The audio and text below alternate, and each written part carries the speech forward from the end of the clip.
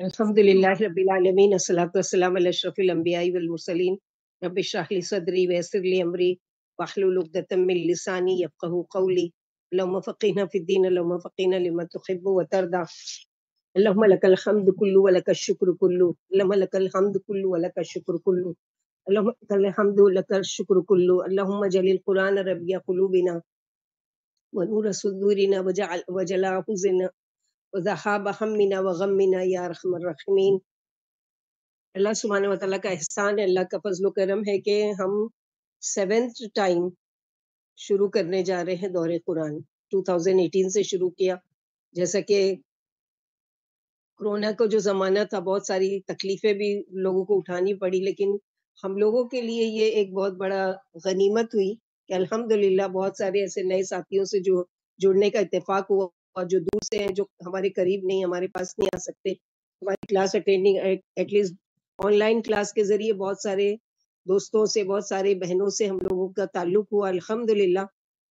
और दूसरी चीज़ ये है कि हम लोगों ने उसके ज़रिए से ये साल अल्हम्दुलिल्लाह 7th टाइम हम दौरे कुरान शुरू कर रहे हैं। अल्लाह ताला से उम्मीद भी है कि अल्लाह ताला ही इसको मुकम्मल करवाएँगे, और अल्लाह सुब्हानहू व तआला से इल्तिजा भी है कि अल्लाह ताला हमारे लिए इस काम के लिए आसानी अता फरमाए। और सबके दिल में अल्लाह ताला ने इल्म का शौक डाला है, और यही शौक हम सबको जन्नत तक ले जाएगा।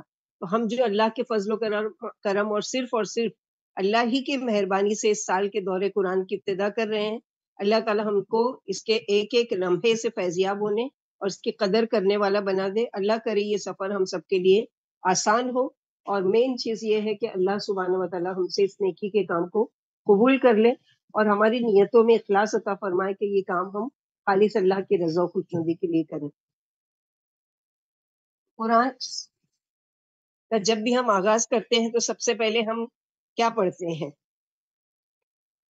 कुरान पढ़ना शुरू करते हैं, सबसे पहले क्या पढ़ते हैं? औज़ु बिल्लाहि मिनश शैतानिर रजीम। आऊज़ु बिल्लाहि मिनश शैतानिर रजीम क्यों पढ़ते हैं? इसलिए कि सूरह नहल आयत नंबर 98 में अल्लाह सुब्हानहू व तआला ने हुक्म दिया है, वइज़ा क़रअतल कुरान फ़स्तइज़ बिल्लाह, जब तुम कुरान पढ़ना चाहो तो अल्लाह की पनाह में आ जाया करो। तो आऊज़ु बिल्लाह, बिस्मिल्लाह और सूरह फ़ातिहा, इसको थोड़ा-सा हम डिटेल में इसलिए पढ़ेंगे कि ये हमारी रोज़ाना की रूटीन में है। यानी मस्ट है कि हम जब भी सूरह फ़ातिहा पढ़ेंगे तो पहले आऊज़ु बिल्लाह पढ़ेंगे, पहले बिस्मिल्लाह पढ़ेंगे, या कुरान की कोई भी सूरत शुरू करेंगे तो ये चीज़ें पढ़कर शुरू करते हैं। इसलिए इसके बारे में जानते हैं कि आऊज़ु बिल्लाह के सबसे पहले हम लोगों को मायने जानना है। जो पढ़ रहे हैं उनको तो अच्छी तरीके से मालूम है अल्हम्दुलिल्लाह, लेकिन जो नए हैं उनके लिए कि जो सिर्फ़ अब तक तिलावत करते आए हैं और उनको नहीं पता है, आऊज़ु बिल्लाहि मिनश शैतानिर रजीम का मायने क्या है कि मैं पनाह में आती हूँ अल्लाह की शैतान मरदूद से बचने के लिए। यानी हम एक ऐसी बेहतरीन प्रोटेक्शन में जा रहे हैं कि जो अल्लाह सुब्हानहू व तआला की पनाह है। और पनाह हम क्यों माँग रहे हैं? इसलिए कि जिस ताकत और जिस फरीक से मुकाबला है उसकी 2 हैसियत है, यानी शैतान, कि वो बहुत कमज़ोर है। जैसे कि सूरह निसा में अल्लाह ताला ने फरमाया, इन्न शैतान कान दईफ़ा, बेशक शैतान का मक्र बहुत कमज़ोर है। और ताकतवर इसलिए है कि अल्लाह ने उसको ताकत और मोहलत दी है। और इब्लीस जो है, उसने अल्लाह ताला से मोहलत माँगी, जिसका नाम अज़ाज़ील कहा जाता है। तो जहाँ गुनाह होता है वहाँ शैतान इंसानी शक्ल में या ज़ाती तौर पर मौजूद होता है, और जब उसको जन्नत से निकाला गया तो उसने कसम खाई कि मैं ज़रूर बहकाऊँगा। तो अल्लाह सुब्हानहू व तआला ने उसके चैलेंज को कबूल किया और कहा कि जा जिसको चाहता है बहका ले, लेकिन मैं इल्लल मुखलसीन, जो मेरे मुखलिस बंदे हैं वो तेरे मक्र फ़रेब में नहीं आएँगे। आप सल्लल्लाहु अलैहि वसल्लम ने फरमाया, तुम जो भी काम करते हो शैतान हर लम्हा तुम्हारे साथ रहता है, और वो तुमको हिदायत की तरफ से गुमराही की तरफ ले जाता है, क्योंकि उसने अल्लाह की ज़ात की कसम खाई है। और अल्लाह ताला ने भी उसको उसके चैलेंज को क्या किया है? कबूल किया है। शैतान की दुश्मनी एक इंसान जब दुनिया में आता है तब से लेकर मौत की आखिरी सांस तक उससे खतरा बाकी है। जैसे कि हदीस से पता चलता है कि जब बच्चा दुनिया में आता है तो एक चीख मारता है और रोता है, क्योंकि शैतान उसको एक कचोका लगाता है, एक चुंटी काटता है जैसे, और कहता है कि आज से तेरी और मेरी दुश्मनी पक्की। सिवाय के 2 बच्चे जो दुनिया में आए उसकी शैतान से महफूज रहे, क्योंकि عیسیٰ علیہ السلام اور مریم علیہ السلام، کیونکہ ان کی والدہ نے ان کی پیدائش سے پہلے دعا مانگی اور نیک نیتی کی وجہ سے کہ انی اعیذها بک وذریتها من الشیطان الرجیم۔ اسی طرح موت کے وقت بھی یہ دشمن آ کر ہم پر حملہ کرتا ہے کہ میری بات مان لو، میں تمہاری یہ موت کی سختی ہے جو وہ آسان کر دوں گا۔ ڈیٹیل میں تو ہم نہیں پڑھ سکتے، امام احمد بن حنبل کا واقعہ ہے، اسی لیے موت کے لیے ہم کو دعا کرنا چاہیے، اللہم انی اعوذ بک ان یتخبطنی الشیطان عند الموت۔ شیطان کتنا بھی طاقتور ہو، اللہ کی طاقت سے زیادہ نہیں ہو سکتی اس کی طاقت، اور جب انسان اللہ کی پناہ میں آ جاتا ہے تو اس کا مکر کمزور پڑ جاتا ہے۔ جیسے عمر رضی اللہ تعالیٰ عنہ کے اندر اتنا تقویٰ تھا کہ اس تقوی کی وجہ سے کیا تھا وہ کہ شیطان ان سے گھبراتا تھا، یعنی شیطان ان سے دور بھاگتا تھا۔ تو شیطان کتنا بھی یعنی، اور یہ ایسا نہیں کہ آپ نے پناہ مانگی اور یہ آپ کو نہیں ستائے گا، بلکہ یہ خناس ہے، بار بار آ کر آپ کو وسوسہ ڈالے گا۔ ہم دیکھتے ہیں کہ دن بھر میں ہم کتنی بار ضرورت ہے شیطان سے پناہ مانگنے کی۔ نیند میں برا خواب دیکھے تو اعوذ باللہ السمیع العلیم من الشیطان الرجیم من حمزہ ونفخہ ونفثہ۔ اسی طرح بیت الخلاء جاتے ہوئے بسم اللہ اللہم انی اعوذ بک من الخبث والخبائث۔ اسی طرح جب بھی نماز کی شروعات کریں تو اعوذ باللہ من الشیطان الرجیم، کیونکہ نماز کا شیطان جو ہے ایک ڈیوٹی پر ہے جس کا نام ہے خنزب، اور وہ کیا کرتا ہے کہ نماز کو خراب کرنے کے لیے آتا ہے۔ تو ہم اعوذ باللہ من الشیطان الرجیم پڑھ کے اللہ کی پناہ میں آتے ہیں کہ وہ خنزب جو ہے وہ ہم پر کوئی یعنی حملہ نہ کر سکے، یا کوئی ہمارا یعنی ہمارے وسوسے نہ ڈالے، ہماری نماز کو نہ خراب کر سکے۔ پھر اسی طرح آپ صلی اللہ علیہ وسلم نے فرمایا فجر اور مغرب کی نماز کے بعد اعوذ بکلمات اللہ التامۃ من شر ما خلق 3 مرتبہ جس نے پڑھ لیا تو گویا کہ وہ اللہ کی پناہ میں آ گیا۔ خود اپنے لیے پناہ مانگنا ہے، اعوذ بکلمات اللہ التامۃ من کل شیطان وہامہ ومن کل عین لامہ۔ اسی طرح بچوں کو اللہ کی پناہ میں دینا ہے، جیسے آپ صلی اللہ علیہ وسلم حسن اور حسین کو دعا دیتے تھے اعیذکما بکلمات اللہ التامۃ من کل شیطان وہامہ ومن کل عین لامہ۔ پھر اسی طرح جب بھی غصہ آ رہا ہو تو سامنے والا اگر ہم سے زبردست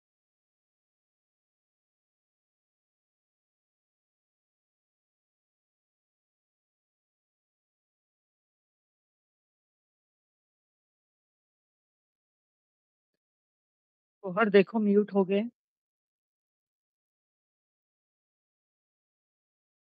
آواز نہیں آ رہی ہے،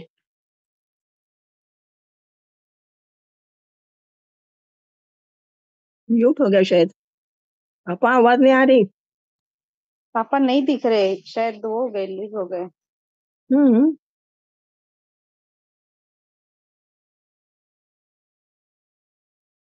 مائک بند ہے ان کا، پاپا ابھی مائک بند دکھ رہا ہے آپ کا، جب دکھ ہی نہیں رہے تھے۔ ابھی چالو ہوا، جی آپا۔ ابھی چالو اب۔ اعوذ باللہ من الشیطان الرجیم۔ اللہ تعالیٰ اس کے مکر و فریب اس کے بارے میں پڑھ رہے ہیں نا، تو وہ آئے گا ہی وسوسہ ڈالنے کے لیے اور رکاوٹ ڈالنے۔ اللہ تعالیٰ کی پناہ میں آتے ہیں ہم اس چیز سے۔ اور اسی طرح غصہ جب بھی آئے تو اعوذ باللہ من الشیطان الرجیم۔ اور آپ صلی اللہ علیہ وسلم نے فرمایا کہ جو شخص یعنی اعوذ باللہ من الشیطان الرجیم پڑھتے، یعنی ایک شخص کو دیکھا کہ کسی سے جھگڑا کر رہا ہے اور اس قدر جھگڑا کر رہا ہے کہ اس کے یعنی چہرہ جو ہے غصے کی وجہ سے بالکل سرخ ہو گیا ہے۔ آپ صلی اللہ علیہ وسلم نے فرمایا کہ میں ایک ایسا کلمہ جانتا ہوں، اگر یہ پڑھ لے گا تو اس کی کیا ہوگا کہ اس سے یہ شیطان کے مکر سے بچ جائے گا، یعنی اس کے جو اس کا وسوسہ ہے اس سے بچ جائے گا، اور وہ ہے اعوذ باللہ من الشیطان الرجیم۔ تو بہت ساری چیزیں ایسی ہیں کہ جہاں پر ہم کو اللہ کی پناہ میں آنا ہے۔ پھر اسی طرح جب ہم بسم اللہ الرحمن الرحیم پڑھتے ہیں تو اس کا معنی کیا ہے کہ اللہ کے نام کے ساتھ جو بہت مہربان اور بہت رحم کرنے والے ہیں۔ بسم اللہ کہاں سے آیا ہے؟ یہ سورت کا حصہ نہیں ہے، بلکہ جبریل علیہ السلام جب پہلی وحی لے کر آئے تھے تو آپ صلی اللہ علیہ وسلم کے پاس کہا کہ اقرا بسم ربک الذی خلق۔ اسی لیے کسی بھی کام کا آغاز کرتے ہوئے بسم اللہ ضرور پڑھنا چاہیے، اسپیشلی جب ہم قرآن کی کوئی سورت شروع کر رہے ہیں تو اس سے پہلے بسم اللہ پڑھنا چاہیے، جس میں اللہ تعالیٰ کی خیر و برکت نازل ہوتی ہے اور کام آسان ہوتے ہیں۔ بسم اللہ قرآن میں 114 بار پڑھا جاتا ہے، قرآن کی صورتیں بھی 114 ہے، مگر سورہ توبہ کے شروع میں بسم اللہ نہیں ہے۔ اس کے لیے سورہ نحل آیت نمبر 30 میں بسم اللہ کو گویا سورہ نمل میں 2 مرتبہ بسم اللہ آیا ہے. جب سورہ کوثر نازل ہوئی تو آپ صلی اللہ علیہ وسلم نے بسم اللہ پڑھ کر سورہ کوثر پڑھی، اور بسم اللہ پہلے کی امتوں میں بھی تھا، جیسے کہ نوح علیہ السلام کو سورہ ہود آیت نمبر 41 میں کشتی پر سوار ہوتے ہوئے کیا پڑھ رہے ہیں؟ وقال ارکبوا بسم اللہ مجریہا و مرساہا. پھر سلیمان علیہ السلام اپنے خط کا آغاز کر رہے ہیں بسم اللہ سے. تو بسم اللہ الرحمن الرحیم کیا ہے؟ 7 نام اللہ کے، یعنی اللہ کے نام کے ساتھ میں اس کام کی شروعات کر رہی ہوں جو رحمان ہے. رحمان وہ ہے کہ جب بھی اس سے مانگا جائے تو وہ عطا کرتا ہے، اور رحیم یہ کہ جب اس سے نہ مانگا جائے تو وہ ناراض ہوتے ہیں. اور دنیا والوں کا معاملہ اس کے برعکس ہے، یعنی جب ہم مانگتے ہیں تو ناراض ہوتے ہیں، اور ہم نہیں مانگتے ان سے تو وہ خوش ہوتے ہیں. تو رحمان کی جو رحمت ہے وہ خاص ہے، اور رحیم کی صفت جو ہے وہ عام ہے. اب بسم اللہ ہمارے لیے کہاں کہاں استعمال ہوتا ہے؟ مثلا کوئی چیز کی ہم رائٹنگ کرنے بیٹھے ہیں تو بسم اللہ سے آغاز کریں گے کہ بسم اللہ الرحمن الرحیم. اسی طرح بیت الخلاء میں داخل ہو رہے تو پہلے بسم اللہ، اللہم انی اعوذ بک من الخبث والخبائث. پھر بدن کے کسی حصے میں اگر درد ہے تو آپ صلی اللہ علیہ وسلم نے فرمایا جس نے درد کی جگہ پر اپنا سیدھا ہاتھ رکھ کر 3 بار کہا بسم اللہ بسم اللہ بسم اللہ، اور 7 بار کہا اعوذ باللہ وقدرتہ من شر ماجد و حاضر، تو اس کا درد اللہ کے اذن سے جاتا رہے گا. پھر کھانے کے آغاز میں جیسے کہ ایک بچے کو آپ صلی اللہ علیہ وسلم نے کھانے کا ادب سکھایا کہ بسم اللہ کہہ کر کھاؤ. نماز میں کوئی بھی سورہ شروع کریں گے تو بسم اللہ پڑھ کر ہر عمل ہر کام میں کے آغاز میں، اگر ہم چاہتے ہیں کہ ہمارے کام میں خیر و برکت ہو تو ہم کو چاہیے کہ بسم اللہ پڑھیں. اسی طرح میت کو دفنانے کی دعا بھی ہے بسم اللہ وعلی ملت رسول اللہ. گویا کہ ہر کام کے علاوہ موت کا آخری وقت ہے، دفنانے کا وقت ہے، دنیا سے اس کا جانے کا آخری وقت ہے، تو اس وقت بھی بسم اللہ. اسی طرح اگر سواری کو ٹھوکر لگے، جانور کو یا بچے گر جائیں تو بسم اللہ کہہ کر اٹھانا چاہیے. پھر جانور کو ذبح کرتے ہوئے گھر سے نکلتے ہوئے ہم دعا پڑھتے ہیں بسم اللہ توکلت علی اللہ لا حول ولا قوت الا باللہ العظیم. پھر سفر کی دعا، تو یہ گویا ہر چیز میں کھانا کھاتے ہوئے بسم اللہ، اور یہ جو ہم پڑھ رہے ہیں یہ پانی پیتے ہوئے بسم اللہ، تو یہ ساری چیزیں. اس کے بعد ہم جو پڑھتے ہیں قرآن کھولتے ہیں تو پہلی سورہ جس پر ہماری نظر پڑتی ہے وہ کیا ہے؟ الحمدللہ رب العالمین. سورہ فاتحہ ہے، اور سورہ فاتحہ بہت یعنی عظیم سورت ہے، اور اس کی اہمیت کا اندازہ اس بات سے لگا سکتے ہیں کہ اللہ سبحانہ و تعالیٰ نے نماز میں فرض قرار دیا، جیسا کہ اللہ کے نبی صلی اللہ علیہ وسلم نے فرمایا کہ جس نے سورہ فاتحہ نہیں پڑھی دراصل اس کی نماز ہی نہیں ہوئی. تو نماز کے لیے کیا کرنا ہے کہ شرط ہے کہ سورہ فاتحہ پڑھنا ہے. تو سورہ فاتحہ کی پہلی آیت جو ہے وہ کیا ہے؟ اعوذ باللہ من الشیطان الرجیم پڑھ لیا، بسم اللہ الرحمن الرحیم پڑھ لیے. اب ہم شروع کر رہے ہیں الحمدللہ رب العالمین، یعنی تمام قسم کی خاص تعریف کس کے لیے؟ اللہ سبحانہ و تعالیٰ کے لیے جو رب العالمین ہے. رب کا لفظ جو ہے قرآن میں کئی مرتبہ آئے گا، اور یہاں پر اس کی معنی جان لیتے ہیں کہ تعریف کی جتنی بھی قسمیں ہیں وہ صرف اور صرف کس کے لیے؟ اللہ سبحانہ و تعالیٰ کے لیے جو رب ہے تمام جہانوں کا. رب کا معنی ہے خالق، مالک اور مدبر. ایسا رب کہ جو اس کو رب مانتا ہے اس کو بھی پالتے ہیں، اور جو نہیں مانتا اس کو بھی پالتے ہیں. جیسے کہ ہم دیکھ رہے ہیں کافر و مشرک ہے، ان کو بھی کھلا رہے ہیں پلا رہے ہیں، ہر چیز کی سہولت دے رہے ہیں. تو رب العالمین یعنی تمام جہانوں کے رب ہے، چاہے کہ کوئی مانے یا نہ مانے، لیکن سب کے لیے برابر یکساں اللہ تعالیٰ کی رحمت ہے. لیکن قیامت کے دن یہ رحمت کیا ہوگی؟ خاص ہوگی مومنوں کے لیے. اللہ عالمین جتنے بھی جہان ہے سب کا رب ہے. ایک اللہ اور کتنا جہان ہے اس کا علم صرف اللہ ہی کو معلوم ہے. جیسے کہ ہماری ایک دنیا ہے، جنات کی ایک دنیا ہے، فرشتوں کی ایک دنیا ہے، آسمانوں کے اوپر جتنے سیارے ستارے ان کی ایک دنیا ہے، زمین کے نیچے جتنی مخلوق ہے اس کی ایک دنیا ہے، سمندر کے اندر جتنی مخلوق ہے وہ ایک دنیا ہے، فرشتوں کی ایک دنیا ہے. تو گویا تمام اتنے سارے عالمین کو کنٹرول کس کے ہاتھ میں؟ اللہ سبحانہ و تعالیٰ کے ہاتھ میں ہے.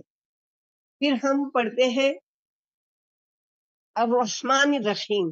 بسم اللہ الرحمن الرحیم میں پڑھ چکے، کہ رحمان کی عام رحمت تمام لوگوں کے لیے اور قیامت کے دن خاص رحمت ہوگی مومنوں کے لیے. یعنی اللہ سبحانہ وتعالیٰ کی رحمت کے 100 درجے ہیں، جس میں سے اللہ سبحانہ وتعالیٰ نے 99 اپنے پاس رکھا ہے اور صرف ایک درجہ دنیا میں بھیجا ہے، جس کی وجہ سے ہم ایک دوسرے سے محبت کرتے ہیں اور ایک دوسرے کے ساتھ رحم کا معاملہ کرتے ہیں. تو قیامت کے دن اللہ سبحانہ وتعالیٰ وہ 100 کے 99 رحمت کے ساتھ اپنی دنیا کی جو یہ ایک رحمت کو ملا کر ہمارے ساتھ معاملہ کریں گے. مالک یوم الدین بادشاہ ہے وہ جزا و سزا کے دن کا. اس میں قیامت کے دن کا ذکر ہے. وہ اللہ جو تمام جہانوں کے رب ہے. اس دن جب قیامت قائم ہوگی تو وہ اکیلے مالک ہوں گے. اچھے کام کرنے والوں کو اچھا بدلہ اور برے کام کرنے والوں کو برا بدلہ ملے گا. قیامت کے دن کو کئی ناموں سے یاد کیا گیا ہے، جیسے کہ سورہ انفطار میں وما ادراک ما یوم الدین ثم ما ادراک ما یوم الدین. اور مشرکین مکہ اللہ کے ساتھ شرک کرنے کے علاوہ اس چیز کا انکار کرتے تھے کہ ہم دوبارہ اٹھائے جائیں گے اور ہمارا حساب کتاب بھی ہوگا، یعنی یوم آخرت کا ٹوٹلی انکار کرتے تھے. ایاک نعبد، ہم صرف اور صرف آپ ہی کی عبادت کرتے ہیں. عبادت وہ عمل ہے جس کے ذریعے اللہ کو راضی کیا جائے، اور ہر عبادت کا طریقہ ہمیں نبی صلی اللہ علیہ وسلم نے سکھایا ہے. کیونکہ مشرکین مکہ کا عقیدہ کیا تھا کہ اللہ کو بھی مانتے تھے اور دوسروں کو بھی مانتے تھے. تو یہاں پر نفی کی جا رہی ہے کہ نہیں، عبادت کی ضرورت پڑے گی تو کس کی عبادت کرنا ہے؟ صرف اور صرف اللہ سبحانہ وتعالیٰ کی. عبادت کا معنی کیا ہے؟ ہر وہ قول اور فعل جو اللہ کی رضا کے لیے کیا جائے. مثلا ہمارا کھانا پینا، لوگوں سے ملنا ملانا، لوگوں کو دینا لینا اور لوگوں سے میل ملاپ کرنا، یہ ساری ہی چیزیں عبادت بن سکتی ہے اگر وہ خالص اللہ سبحانہ وتعالیٰ کے لیے کیا جائے. اب مدد مانگنے کی اگر ضرورت پڑی تو کس سے مانگیں گے؟ وَإِيَّاكَ نَسْتَعِينُ. استعانہ یعنی کسی سے مدد مانگنا. یہ مانگنا بھی عبادت ہے، اور یہ مدد صرف اور صرف اللہ سے مانگنی ہے. اس کا مطلب یہ نہیں کہ ہم کسی سے مدد نہیں لے سکتے. مثلا آپ کو پانی چاہیے، آپ کسی کو کہتے مجھے ایک گلاس پانی دے دو، تو آپ نے مدد مانگی، لیکن اس میں آپ کا عقیدہ خراب نہیں ہوا. کیوں؟ کہ عقیدے میں خرابی کب پیدا ہوگی؟ جب آپ کسی سے بھی اللہ کے علاوہ یہ امید رکھتے ہیں کہ وہ مشکل کشا ہے، وہ حاجت روا ہے اور سننے اور پورا کرنے پر قادر ہے. تو یہ شرک ہو جائے گا، کیونکہ مکمل سننا قبول کرنا یہ صرف اور صرف اللہ تعالیٰ کی صفت ہے. جیسے کہ حدیث قدسی ہے، اللہ تعالیٰ نے فرمایا ساری مخلوق مل کر اگر تمہیں نقصان پہنچانا چاہے اور مگر اگر میں نہ چاہوں تو تم کو کوئی نقصان نہیں پہنچ سکتا. پھر ہم دعا کرتے ہیں اہدنا الصراط المستقیم. اللہ تعالیٰ ہم کو دکھائیے سیدھا راستہ. اس کا آغاز بھی ہدایت سے ہوا، اور بندہ عاجزی اور انکساری کے ساتھ سوال کہ مجھے کچھ بھی نہیں آتا، اللہ تعالیٰ آپ مجھے سیدھے راستے کی طرف رہنمائی کیجیے. ہدایت قرآن میں دو قسم کی ہے، ایک ہدایت عامہ ہے اور ایک ہدایت خاصہ ہے.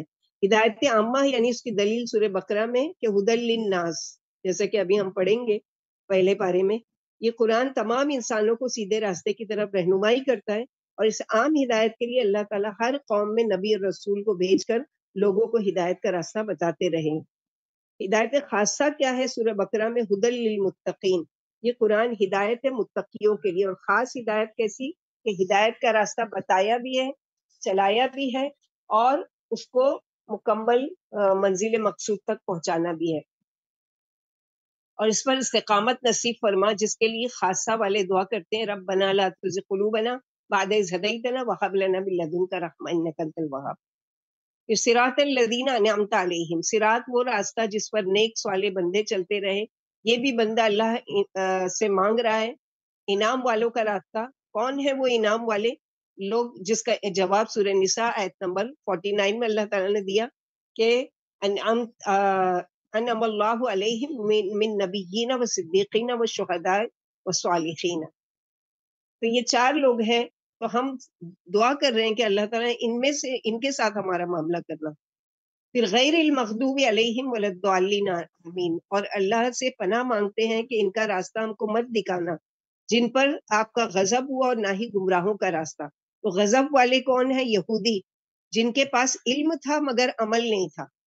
اور نصارہ کون ہے؟ ضالین، جن کے پاس علم کے بغیر عمل کرتے تھے. تو سورہ فاتحہ میں ہم کو دعا مانگنے کے آداب اللہ تعالیٰ خود سکھا رہے ہیں. پہلے میری حمد و ثنا بیان کرو، پھر اپنی عاجزی انکساری بیان کرو، پھر مجھ سے اپنی حاجت طلب کرو، اور اللہ کے ناراضگی والے کاموں سے پناہ مانگو. اس میں آگے نبی صلی اللہ علیہ وسلم نے یہ بھی بتایا کہ مجھ پر درود بھیجو، یعنی دعا کا جو طریقہ بتایا ہے. اور آپ صلی اللہ علیہ وسلم نے ہی سکھایا ہے کہ جب بھی سورہ فاتحہ پڑھو تو تم گویا دعا مانگ رہے ہو تو اس پر کیا کہو؟ آمین، اللہ تعالیٰ آپ قبول کیجئے، یا ایسا ہی ہو. پھر الحمد للہ کا ہمارا دن بھر میں استعمال کہاں ہوتا ہے کہ رات کو سونے کے اذکار میں الحمد للہ پورے سورے، پھر اچھا خواب دیکھے تو الحمد للہ، اور ٹوائلٹ سے باہر نکلنے کی دعا ہے جیسے کہ غفرانک، اس کے ساتھ الحمد للہ اذهب هذا الحزن. پھر صبح آنکھ کھلتے ہی جو ہم سب سے پہلا کلمہ بولتے ہیں الحمد للہ الذی احیانا بعد ما اماتنا والیہ النشور. پھر نماز شروع کرتے ہیں تو دن بھر کی فرض نمازوں میں 17 جو فرض نماز ہے اس میں ہم 17 مرتبہ سورہ فاتحہ پڑھ رہے ہوتے، اور اگر اس کے ساتھ پلس کریں 12 مرتبہ سورہ سنت موقدہ، پھر وتر کی 3 رکعت، پھر ٹوٹل ملا کے کم از کم ہم 32 مرتبہ دن بھر میں اس سورے کو پڑھتے ہیں. اسی طرح نوافل میں ہے تحیۃ الوضو ہے، اشراق ہے، چاشت ہے، تہجد ہے. تو اس سے پتہ چلا کہ پوری قرآن میں کوئی سورہ ایسی نہیں جو اتنی بار دہرائی جائے، اسی لیے اس کا نام کیا ہے؟ سبع مثانی، یعنی 7 آیتوں والی ایسی سورہ کہ جو بار بار دہرائی جاتی ہے. پھر ہم ناشتہ یا کھانا یا پانی پیتے ہیں تو دعا پڑھتے ہیں الحمدللہ الذی اطعمنی، یا الحمدللہ چھینک آنے پر الحمدللہ. کوئی خوشخبری کی خبر سنیں تو الحمدللہ الذی بنعمتہ تتم الصالحات.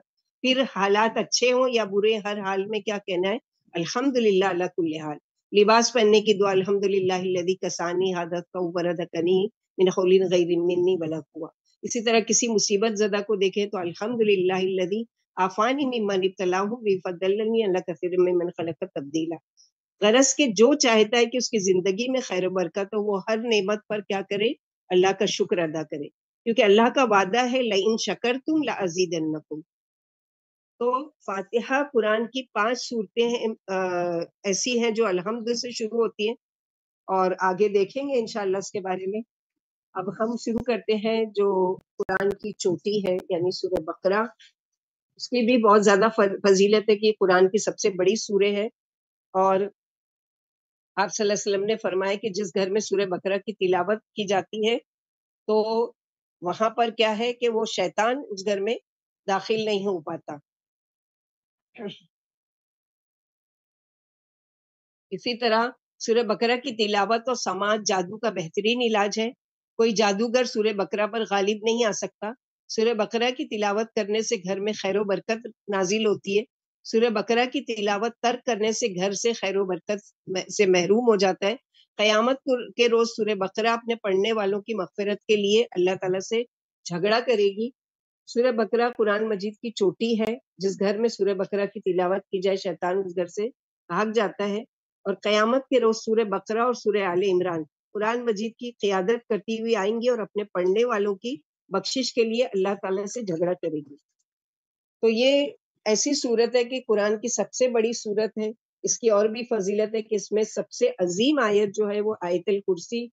پھر اس میں سب سے بڑی آیت یعنی نمبر 1 جیسے آیت ہوتی ہے الحمدللہ رب العالمین، یہ ایک چھوٹی سی آیت ہو گئی، لیکن آیت دین ہے اس سورہ بقرہ میں جو پورے قرآن کی سب سے بڑی آیت ہے. سورہ بقرہ مدنی صورت ہے، مدینہ میں نازل ہوئی. دیکھتے ہیں اس میں اللہ سبحانہ وتعالیٰ نے کیا پیغام دیا ہے ہمارے لیے. اعوذ باللہ من الشیطان الرجیم، بسم اللہ الرحمن الرحیم.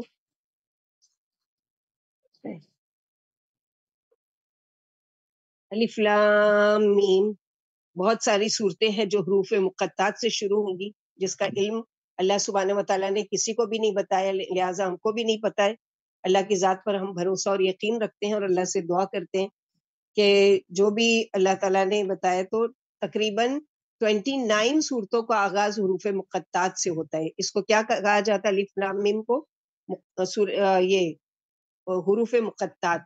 ذالک الکتاب لا ریب فیہ ھدی للمتقین. اس کتاب میں کوئی شک نہیں ہے کہ اللہ سے ڈرنے والوں کو سیدھا راستہ بتانے والی کتاب ہے، ہدایت دینے والی کتاب ہے. اور ہدایت خاص کس کے لیے؟ جیسے ابھی ہم لوگوں نے پڑھا کہ متقین کے لیے. کہ تقویٰ کا معنی کل ہم لوگوں نے بہت زیادہ ڈیٹیل میں پڑھا تھا استقبال رمضان میں. اس کے معنی بچنے کے ہیں، یعنی تقویٰ کا معنی کیا ہے؟ بچنا، یعنی برے اقوال و اعمال اور بری چیزوں سے بچنا. ایک دفعہ ابی رضی اللہ تعالیٰ عنہ سے عمر رضی اللہ تعالیٰ نے تقوی کے بارے میں پوچھا، فرمایا کبھی تم کسی کانٹے دار جھاڑی کے پاس سے گزرے ہو؟ جس طرح وہاں کانٹوں سے اپنے کپڑوں اور بدن کو بچا کر چلا جاتا ہے، اسی طرح گناہوں سے دل اور اعضاء کو بچا کر چلو اور زندگی گزارو۔ الذین یؤمنون بالغیب ویقیمون الصلاۃ ومما رزقناہم ینفقون، جو بن دیکھے باتوں پر یقین لاتے ہیں، یعنی غیب پر ایمان رکھتے ہیں اور نماز باقاعدہ پابندی سے پڑھتے ہیں، اور جو کچھ ہم نے انہیں دیا ہے اس میں سے خرچ کرتے ہیں۔ تو غیب میں بہت ساری چیزیں آ جاتی ہیں۔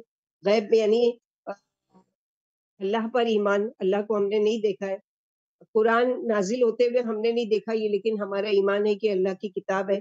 اسی طرح ہم نے نبی صلی اللہ علیہ وسلم کو نہیں دیکھا ہے، لیکن آپ صلی اللہ علیہ وسلم کی صورتیں، آپ صلی اللہ علیہ وسلم کی جو حدیث وغیرہ ہم پڑھتے ہیں، اور اس میں ہم سمجھتے ہیں کہ یعنی یہ اللہ تعالیٰ کے رسول صلی اللہ علیہ وسلم لے کر آئے ہیں جو حق ہے، اور اس پر ہمارا ایمان ہے۔ اور کیا کرتے ہی وَيُقِيمُونَ الصَّلَاةَ، کہ نماز قائم کرتے ہیں، اور اس میں سے جو ہم نے رزق دیا وہ خرچ کرتے ہیں۔ تو گویا کہ متقین اور جو اللہ تعالیٰ کے نیک بندے ہیں، اللہ تعالیٰ کو مطلوب جو بندے ہیں، ان کی پہچان کیا ہے کہ وہ کیا کرتے ہیں کہ نماز کو قائم کرتے ہیں اور اللہ کے دیے ہوئے مال میں سے خرچ کرتے ہیں۔ والذین یؤمنون بما انزل الیک وما انزل من قبلک وبالآخرۃ هم یوقنون، اور جو آپ صلی اللہ علیہ وسلم پر اتاری ہوئی کتاب ہے یعنی قرآن، اور آپ صلی اللہ علیہ وسلم سے پہلے نبیوں پر اتاری ہوئی کتابوں پر ایمان لاتے ہیں، اور وہ آخرت پر بھی یقین رکھتے ہیں۔ آخرت پر یقین ہے، اسی لیے تو اللہ سبحانہ و تعالیٰ کی رضا خوشنودی کے لیے یعنی کام کرتے ہیں کہ اللہ تعالیٰ ہم سے خوش ہو جائے، اللہ تعالیٰ ہم سے راضی ہو جائے۔ اور ساری فکر جو متقین اور مومنین کی ہوتی ہے وہ کیا ہوتی ہے کہ ان کا ہر کام آخرت کے لیے گول ہوتا ہے۔ یہ ہمارا پڑھنا پڑھانا بھی کس لیے کہ اللہ سبحانہ و تعالیٰ ہم کو اس کے بدلے میں آخرت میں بہترین اس کا اجر و ثواب دے۔ اولئک علی ھدی من ربہم واولئک ھم المفلحون۔ اب یہ آیت جو ہے وہ مومنین کی جو کیٹیگری ہے، مومنین کی جو کوالٹی ہے، اس پر مہر لگاتی ہے کہ یہی لوگ دراصل کیا ہیں، اپنے رب کی طرف سے ہدایت پر ہیں، اور یہی لوگ ہیں جو نجات پانے والے ہیں۔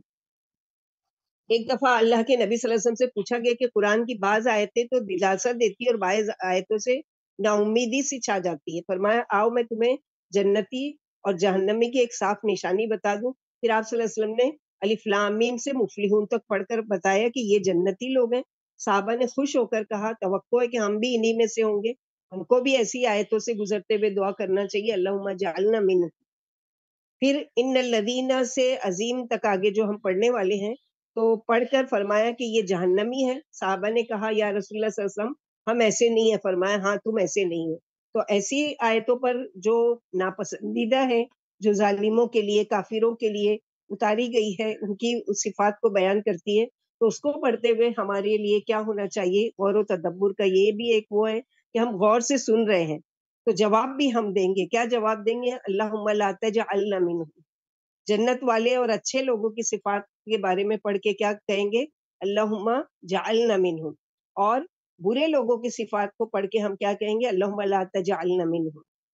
ان الذین، اب کیٹیگری شروع ہو رہی ہے دوسرے جو ٹوٹلی کافر ہے، بالکل انکاری، بالکل اللہ کو نہیں مانتے اور بالکل آخرت کا انکار کرتے ہیں۔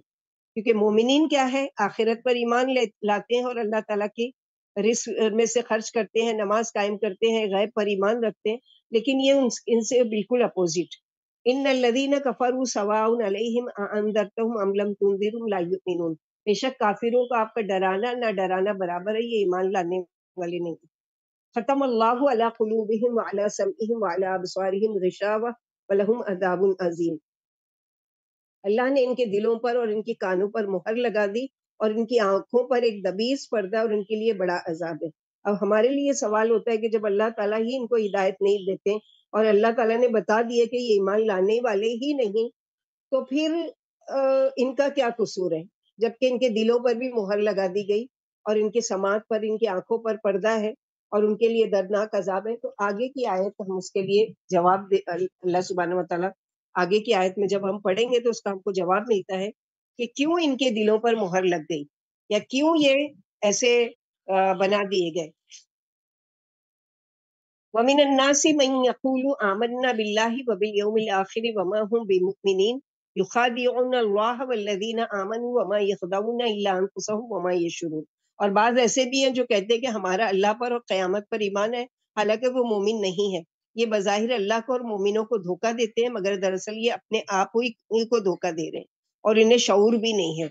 यानी अब ये तीसरी कैटेगरी शुरू हो रही है जो मुनाफिकीन है। एक खालिस हिदायत याफ्ता मोमिनीन की एक जमात का जिक्र किया गया और एक खालिस इनकारी यानी काफिरों का जिक्र किया गया।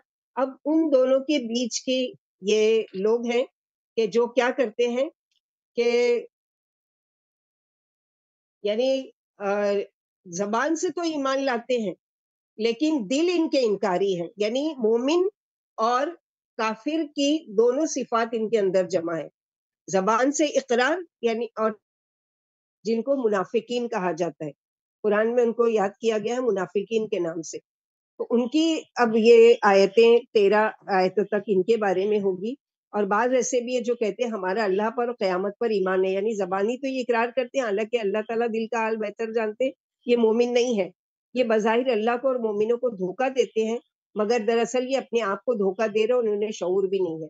यानी ये लोगों को के बीच में आते हैं, नमाजें भी पढ़ते हैं, मस्जिद में भी दाखिल होते हैं, आप सल्लल्लाहु अलैहि वसल्लम की मजलिसें भी अटेंड करते हैं, सब कुछ करते हैं। तो गोया इनका हाल ऐसा है कि ये यानी इनको ऐसा बताया जा रहा है कि ये अपने आप को तसल्ली दे रहे हैं कि हम मोमिन हैं, लेकिन दरअसल ये मोमिन नहीं है। और अल्लाह सुब्हानहू व तआला इनके लिए बता रहे हैं कि और क्या इनकी खराबी है। फी कुलूबिहिम मरदुन फज़ादहुमुल्लाहु मरदा व लहुम अज़ाबुन अलीमुन बिमा कानू यकज़िबून। इनके दिलों में रोग है, फिर अल्लाह ने इनका रोग बढ़ा दिया और उनके झूठ बोलने की वजह से इन्हीं के लिए दर्दनाक अजाब है। जैसे कि अल्लाह के नबी सल्लल्लाहु अलैहि वसल्लम ने फरमाया कि जो ये होते हैं मुनाफिकीन की निशानी है कि जब बात करे तो झूठ बोले, जब वादा करे तो खिलाफ वर्जी करे, और जब यानी अगर उससे कोई झगड़े पर उतर आए तो गाली गलौज करे और अमानत में खयानत करे।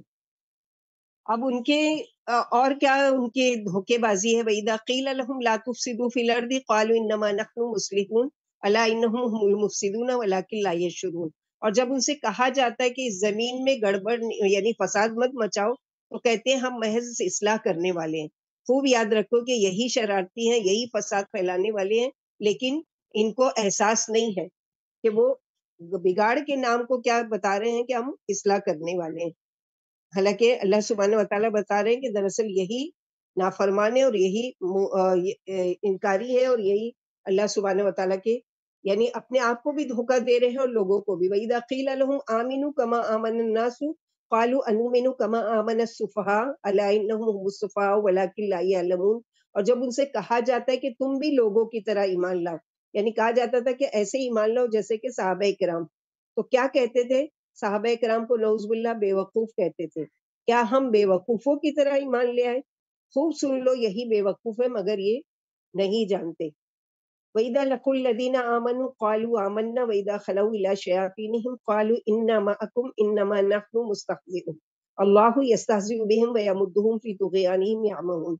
और जब ईमान वालों से मिलते हैं तो कहते हैं कि हम भी मोमिन हैं, यानी उनके साथ ये कहते हैं हम भी तुम्हारी तरह ईमान वाले हैं। लेकिन जब अकेले में होते हैं, अपने जैसे लोगों के बीच में, अपने शैतानों बड़ों के पास जाते हैं तो कहते हैं कि हम तुम्हारे साथ हैं। मुसलमानों को से तो हम सिर्फ मजाक कर रहे थे। याद रखिए कि अल्लाह इनका मजाक उन्हीं पर लौटा देंगे और वो उन्हें ढील दे रहे हैं, अपनी सरकशी में बहकते फिर रहे हैं। यानी मुनाफिकीन नमाज की हालत में मस्जिद में अल्लाह की मजलिसों में अल्लाह के रसूल सल्लल्लाहु अलैहि वसल्लम की बैठे होते थे, लोगों को नहीं पता चलता था, ना अल्लाह सुब्हानहू व तआला ने इनके नाम बताए, लेकिन अ, अल्लाह के रसूल सल्लल्लाहु अलैहि वसल्लम को खास नाम बता दिए कि कौन-कौन मुनाफिकीन है। लेकिन इनकी फिर भी इज्जत रखी अल्लाह ताला ने कि लोगों में इनको रुसवा नहीं किया। हालांकि इनके बारे में बाकायदा एक सूरह अल्लाह ताला ने सूरह मुनाफिकून के नाम से उतारी है कि जिसमें उनकी पूरी जो इनकी वो है हरकत है उसको खोल-खोल कर बयान किया है। उलाइकल लज़ीना इश्तरौ दलालत बिल हुदा फमा रबिहत तिजारतुहुम वमा कानू मुहतदीन। यही वो लोग हैं जिन्होंने हिदायत के बदले गुमराही खरीद ली, फिर उन्हें तिजारत में फायदा नहीं हुआ और ना राह पर ही आए। مثلهم كمثل الذي استوقد نارا فلما أضاءت ما حوله ذهب الله بنورهم وتركهم في ظلمات لا يبصرون صم بكم عمي فهم لا يرجعون. ان کی مثال ایسی ہے جیسے کسی نے آگ سلگائی، پھر جب اس کے آس پاس والی چیزیں روشن ہو گئی تو اللہ نے ان کی روشنی مٹا دی اور اندھیروں میں چھوڑ دیا، اب انہیں کچھ سجائی نہیں دیتا، یہ بہرے ہیں، گونگے ہیں اور اندھے ہیں، اب لوٹ کر آنے والے نہیں. یعنی منافقین کی مثال بتائی جا رہی ہے اس شخص کی طرح جس نے اندھیرے میں اس خیال سے آگ جلائے کہ آس پاس کی چیزیں اس کو نظر آئے، اس کو کچھ فائدے کی امید ہو، مگر اچانک وہ آگ بجھ گئی اور ایسا بھیانک اندھیرا ہوا کہ ہاتھ کو ہاتھ بھی سجائی نہیں دے رہا.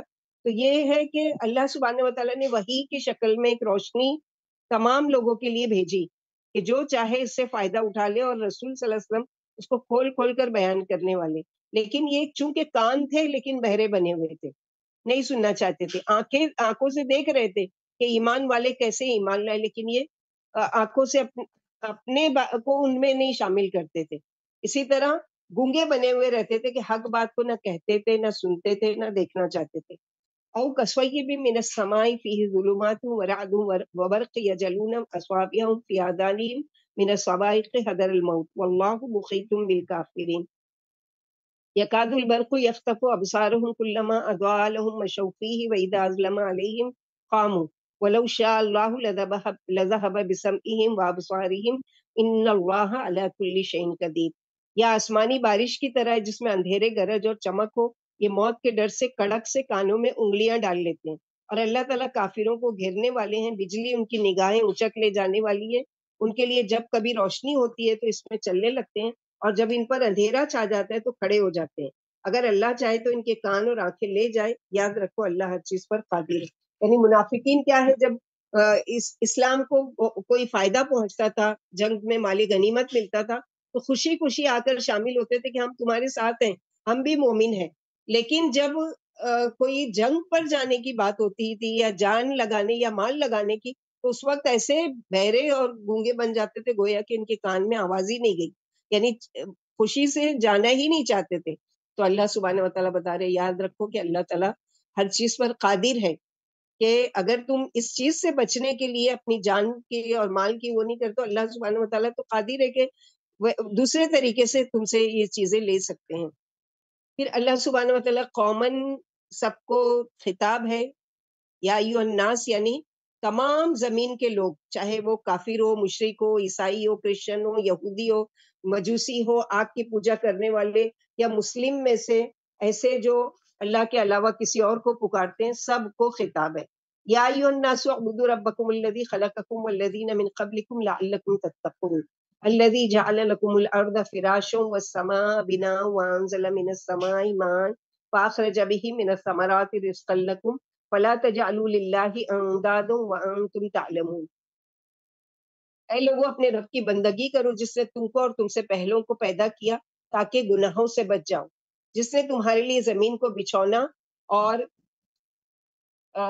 جس نے تمہارے لیے زمین کو بچھونا اور آسمان کو چھت بنا دیا اور آسمان سے پانی اتارا، اس سے تمہاری روزی کے لیے طرح طرح کے پھل پیدا کر دی، لہٰذا جان بوجھ کر اللہ کے ساتھ شریک نہ ٹھہرو. یعنی اللہ سبحانہ و تعالیٰ اپنی صفات بیان کر رہے کہ کیوں ہم اللہ کی عبادت کریں، کہ وہ ہمارے رب ہے جس نے ہم کو پیدا کیا، اور نہ صرف ہم کو پیدا کیا بلکہ کیا کیا کہ ہمارے سے پہلے ہمارے آباء و اجداد آدم علیہ السلام کو بھی کس نے پیدا کیا؟ اللہ تعالیٰ نے.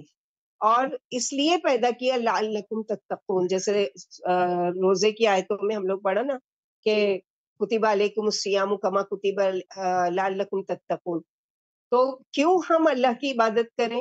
ایک تو وہ ہمارا رب ہے، ہمارا خالق اور مالک ہے، ہمارے باپ دادوں کا بھی، اور اللہ تعالیٰ نے ہم کو پیدا کر کے ایسے ہی زمین میں نہیں چھوڑ دیا ہے، بلکہ اللہ سبحانہ و تعالیٰ نے ہمارے لیے زمین کو ایسے ہمارے رہنے کے قابل بنایا کہ ہم اس میں آرام سے چل پھر سکتے ہیں. حالانکہ نقشے میں اگر دیکھیں تو زمین کیا ہے؟ گول ہے.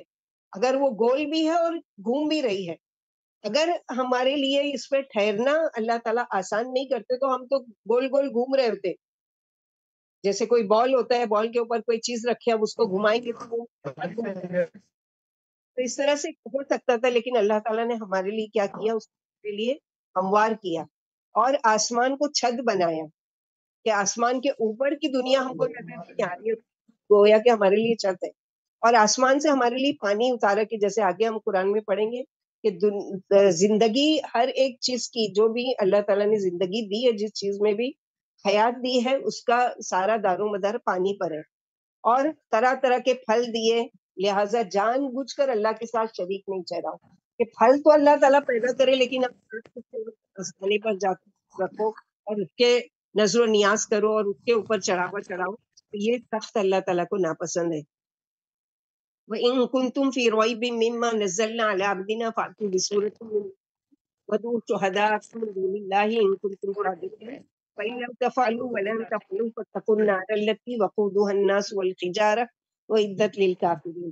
اور اگر اس میں جو ہم نے اپنے بندے پر اتارا ہے یعنی قرآن، تمہیں کوئی شک ہو، تو اگر تم اس شک میں سچے ہو تو اس جیسی ایک صورت تو ذرا بنا کر لاؤ۔ اللہ اور اللہ کے سوا اپنے تمام مددگاروں کو، یعنی قرآن تو اللہ تعالیٰ نے ایک اکیلے اتارا ہے، لیکن اگر تم کو شک ہے تو مشرکین مکہ کو خطاب ہے کہ اپنے تمام لوگوں کو، اپنے تمام ہم خیال لوگوں کو جمع کرو اور ان کے ساتھ مل کر قرآن کی ایک سورہ بھی بنا کر لاؤ۔ پھر اگر تم نے ایسا نہیں کیا، کیونکہ اللہ تعالیٰ کو معلوم ہے کہ تم ایسا کر ہی نہیں سکتے، تو اسے مان کر اس آگ سے بچ جاؤ جس کا ایندھن آدمی اور پتھر ہے اور جو کافروں کے لیے بنائی گئی ہے۔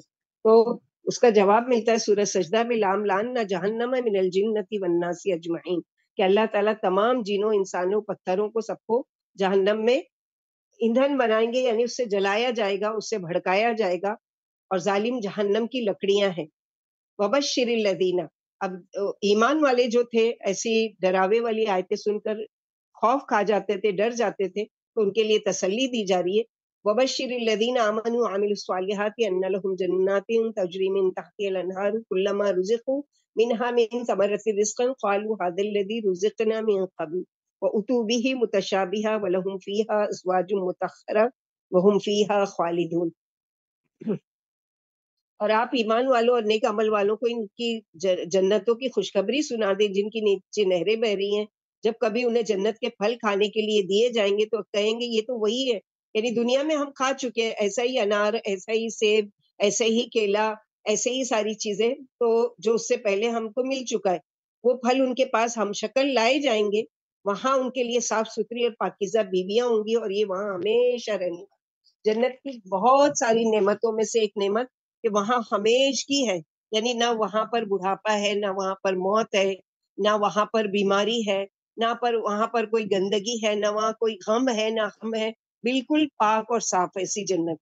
تو اس کا وعدہ اللہ سبحانہ وتعالیٰ فرما رہے ہیں۔ پھر اس کے علاوہ بتاتے ہیں کہ ان اللہ لا یستحی ان یضرب مثلا ما بعودۃ فما فوقها فاما الذین آمنوا فیعلمون انہ الحق من ربهم واما الذین کفروا فیقولون ماذا اراد اللہ بہذا مثلا یضل به کثیرا ویہدی به کثیرا وما یضل به الا الفاسقین الذین ينقضون عہد اللہ من بعد میثاقہ ویقطعون ما امر اللہ به ان یوصل ویفسدون فی الارض اولئک هم الخاسرون۔ اللہ کوئی سی بھی مثال بیان کرنے سے نہیں شرماتے، خواہ وہ مچھر کی مثال ہو، کیونکہ قرآن میں بہت ساری مثالیں ہم دیکھیں گے کہ کبھی کسی جانور کی مثال، کبھی انسانوں کی، کبھی پرندوں کی، کبھی پہاڑوں کی۔ تو مثال کے ذریعے دراصل کیا ہوتا ہے کہ کوئی بات انسان کو سمجھنا آسان ہوتا ہے۔ مثلا کوئی اگر ذہین بچہ ہے اور آپ کا بچہ ہے جو کمزور ہے، اب آپ اس کو مثال دیتے ہو کہ دیکھو وہ بچہ کتنا اچھا پڑھتا ہے، اور دیکھو وہ کتنا ذہین ہے اور کتنے اچھے مارکس لاتا ہے، تم بھی اگر محنت کرو گے تو تم بھی اس کے جیسے۔ تو یہ کیا ہے کہ آپ نے ایک مثال بیان کی۔ تو اللہ سبحانہ وتعالیٰ کو کوئی بھی معمولی سے معمولی، کیونکہ مشرکین مکہ قرآن کا مذاق اڑاتے تھے، یہ اللہ کی کتاب تم کہتے ہو تو اس میں اتنی چھوٹی سی مثال کیوں لائی گئی ہے مچھر کی؟ تو اللہ سبحانہ وتعالیٰ کہ اللہ کو نہیں آتی، اللہ کو نہیں حیا آتی کہ وہ بیان کرے گے مچھر کی مثال۔ تو مچھر کوئی معمولی چیز نہیں ہے، بلکہ کیا ہے کہ دنیا میں مچھر کی 2700 قسمیں ہیں۔ ایک مچھر کا وزن 2 سے 2.5 کلو گرام ہوتا ہے۔ ایک فیمیل مچھر 5 ملین لیٹر تک کا خون چوس سکتی ہے۔ مچھر پر مسلسل مچھر کا جو پر ہے وہ ہمیشہ ہلتا رہتا ہے مسلسل۔ پھر 1800 مچھر کا ٹارگیٹ ہوتا ہے، یعنی اتنا एक मच्छर का टारगेट होता है कि इतने लोगों का उसको खून पीना है। मच्छर की 100 आंखें होती है। मच्छर के सर के ऊपर यहाँ जो है ना, यानी इन्नल्लाह ला यस्ताही अन यद्रिबा मसलन मा बाउदतन फमा फौकहा, तो फमा फौकहा उसके ऊपर क्या है, मच्छर के सर के ऊपर एक छोटा सा कीड़ा बैठा होता है, उसकी मिसाल अल्लाह ताला ने दी है कि जो उसके ऊपर है। तो सुभान अल्लाह सुब्हानहू व तआला, यानी कितने कादिर है कि यानी एक इतना सा मच्छर के हमको बिल्कुल आंख से नजर तो आता है, लेकिन ना उसके पर नजर आते, ना उसकी आंखें, ना उसके डंक, ना वो सारी चीजें। लेकिन अल्लाह सुब्हानहू व तआला जब इस पर रिसर्च करने वालों ने रिसर्च किया, तो ये सारी हकीकत के अल्लाह सुब्हानहू व तआला कादिर है उसके ऊपर। तो ये हकीर तुम्हारी नजर में है, लेकिन अल्लाह ताला उसकी भी मिसाल बयान करते हैं, और ये अल्लाह हर चीज पर कादिर है। ईमान वाले तो इसको अपने रब की तरफ से सच मानते हैं, यानी हमारा ईमान है कि अल्लाह ताला जिसकी चाहे मिसाल बयान करे। लेकिन काफिर कहते हैं कि अल्लाह ने इस मिसाल से क्या इरादा फरमाया है। इससे अल्लाह बहुत से लोगों को गुमराह करते हैं और बहुत सौ को सीधी राह पर लाते हैं। उससे फासिकों ही को गुमराह करते हैं, जो मजबूत करने के बाद अल्लाह का अहद तोड़ डालते हैं। और अल्लाह ने जिसके जोड़े जाने का, यानी लोगों के साथ रिश्तेदारी जोड़ने का हुक्म दिया है, उसको तोड़ते हैं और दुनिया में फसाद मचाते फिरते हैं। यही लोग नुकसान वाले हैं। खसारा पाने वाले कौन लोग हैं, उनकी कैटेगरी बताई गई है यहाँ पर। वही वकुंतुम अमवातन फअहयाकुम सुम्मा युमीतुकुम सुम्मा युहयीकुम सुम्मा इलैहि तुरजअून वल्लज़ी खलक़ लकुम मा फ़िल अर्दि जमीअन सुम्मा इस्तवा इलस समाई फसव्वाहुन्ना सबअ समावात व हुवा बिकुल्लि शैइन अलीम। तुम अल्लाह को क्यों नहीं मानते, हालांकि तुम मुर्दा थे, अल्लाह ने तुम्हें जिंदा किया, फिर वो तुम्हें मार देंगे, फिर जिंदा करेंगे, फिर तुम उसकी तरफ लौटा दिए जाओगे। उसी ने जमीन की सारी चीजें तुम्हारे लिए पैदा की, फिर आसमान की तरफ मुतवज्जे हुए और उन्हें दुरुस्त करके 7 आसमान बनाए, और वो हर चीज को खूब जानते हैं। तो गोया इस आयत के जरिए हमको बताया गया हमारी 2 जिंदगी और 2 मौत। हम क्या समझते हैं, एक जिंदगी और मौत, यानी अभी हम जिंदा हैं, और एक जिंदगी वो होगी कि जब हम दुनिया से चले जाएंगे। लेकिन एक मौत और एक जिंदगी। लेकिन अल्लाह ताला इस आयत के जरिए क्या बताते, नहीं, तुम दुनिया से आने से पहले भी जिंदा थे। जो आलम अरवाह है तुम्हारी, जहाँ तमाम लोगों की रूहें जमा थी, तो वो भी एक जिंदगी थी, वहां पर अल्लाह ताला ने वादा किया था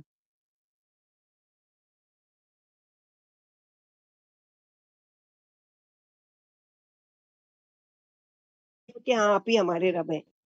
लेकिन हम वो वादा आकर दुनिया में भूल चुके हैं। इसी तरह फिर दुनिया में हमको भेजा, हम जितनी जिंदगी है अपनी गुजारेंगे, उसके बाद हमको मौत आ जाएगी। मौत जो है वो जिंदगी का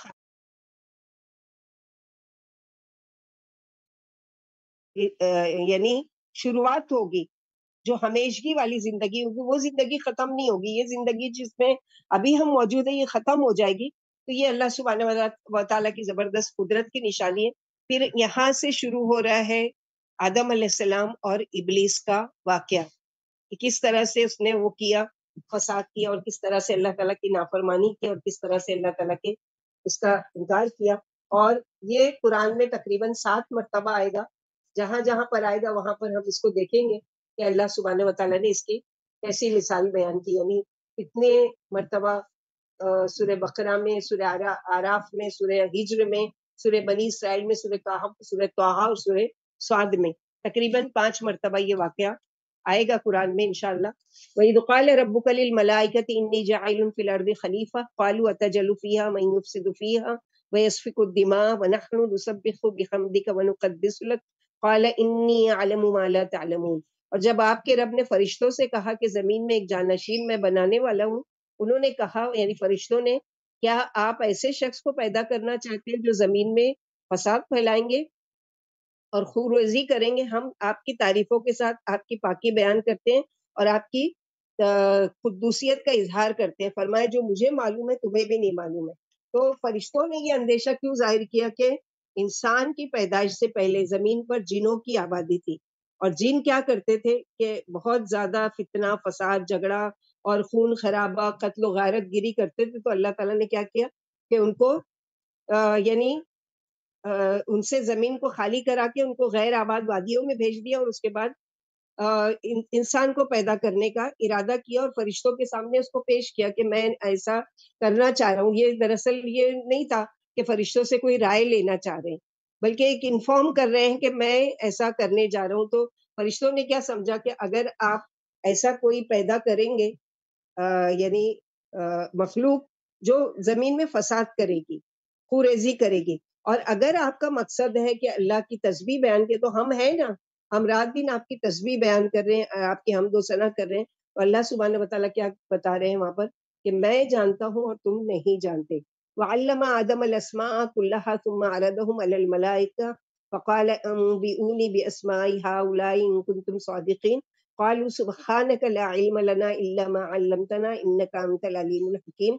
قال يا آدم انبئهم باسمائهم فلما انبأهم باسمائهم قال الم اقل لكم اني اعلم غيب السماوات والارض وأعلم ما تبدون وما كنتم تكتمون. اور اللہ نے آدم علیہ السلام کو تمام چیزوں کے نام سکھا کر ان کو فرشتوں کے سامنے پیش کر کے فرمایا اگر تم سچے ہو تو ان چیزوں کے نام بتاؤ. فرشتوں نے کہا آپ پاک ہیں، ہمارے پاس بس اتنا ہی علم ہے جتنا آپ نے ہم کو سکھایا، یقیناً آپ خوب جاننے والے اور بڑی حکمت والے ہیں. فرمایا آدم فرشتوں کو ان چیزوں کے نام بتاؤ. پھر جب آدم علیہ السلام نے انہیں ان چیزوں کے نام بتا دیے تو حق تعالیٰ نے فرمایا کیا میں نے تم سے یہ نہیں کہا تھا کہ میں ہی آسمان و زمین کا غیب جاننے والا ہوں، اور جو کچھ تم ظاہر کر رہے ہو وہ بھی مجھے معلوم ہے، اور جو تم چھپا رہے ہو یعنی تم ظاہر کر رہے ہو کہ ایسی مخلوق پیدا ہوگی جو خوریزی کرے گی، اللہ کو وہ بھی پتا ہے، اور جو تم چھپا رہے ہو کہ ہم جو ہیں تسبیح بیان کرنے کے لیے تو کیا ضرورت ہے کوئی مخلوق کی، اللہ تعالیٰ کو اس کا بھی علم ہے. وَإِذْ قُلْنَا لِلْمَلَائِكَةِ اسْجُدُوا لِآدَمَ فَسَجَدُوا إِلَّا إِبْلِيسَ أَبَىٰ وَاسْتَكْبَرَ وَكَانَ مِنَ الْكَافِرِينَ. اور جب ہم نے فرشتوں سے آدم علیہ السلام کو سجدہ کرنے کے لیے کہا تو سب نے سجدہ کیا مگر ابلیس نے انکار کیا اور غرور کیا اور تھا ہی وہ کافر. تو گناہ ہوا جنت میں وہ کیا ہوا کہ تکبر اور حسد، کہ شیطان ابلیس تمام عبادت گزارتا کہ فرشتوں کی مجلس میں کے ساتھ رہتا تھا. تو اللہ سبحانہ وتعالیٰ نے عام خطاب کہا کہ سب کو کہ سب کی سب سجدہ کرو. اس جدو کا معنی کیا ہے؟ تمام کے لیے آ گیا، سب سجدہ کرو. تو سب میں ابلیس وہاں موجود تھا، وہ بھی آ گیا. اس نے کیا کیا کہ انکار کر دیا، نہیں میں آدم کو سجدہ نہیں کروں گا. کیوں؟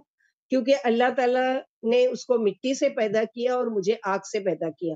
اپنی عقل کے مطابق اس نے کس چیز میں تکبر کیا کہ آگ جو ہے وہ مٹی سے زیادہ بہتر ہے، مٹی سے زیادہ یعنی اچھی چیز ہے. حالانکہ آگ کو بجھانے والی چیز کیا ہوتی ہے؟ مٹی ہوتی ہے، پانی ہوتی ہے، اس طرح سے آگ کو ٹھنڈا کیا جاتا ہے. تو پہلا گناہ اس نے جو کیا تکبر اور حسد. وَقُلْنَا يَا آدَمُ اسْكُنْ أَنْتَ وَزَوْجُكَ الْجَنَّةَ وَكُلَا مِنْهَا رَغَدًا حَيْثُ شِئْتُمَا وَلَا تَقْرَبَا هَٰذِهِ الشَّجَرَةَ فَتَكُونَا مِنَ الظَّالِمِينَ. فَأَزَلَّهُمَا الشَّيْطَانُ عَنْهَا فَأَخْرَجَهُمَا مِمَّا كَانَا فِيهِ وَقُلْنَا اهْبِطُوا بَعْضُكُمْ لِبَعْضٍ عَدُوٌّ وَلَكُمْ فِي الْأَرْضِ مُسْتَقَرٌّ وَمَتَاعٌ إِلَىٰ حِينٍ. اور ہم نے کہا کہ آدم تم اپنی بیوی کے ساتھ جنت میں رہو سہو اور جہاں سے چاہو با فراغت کھاؤ پیو، لیکن اس درخت کے پاس بھی مت جانا ورنہ ظالم ہو جاؤ گے.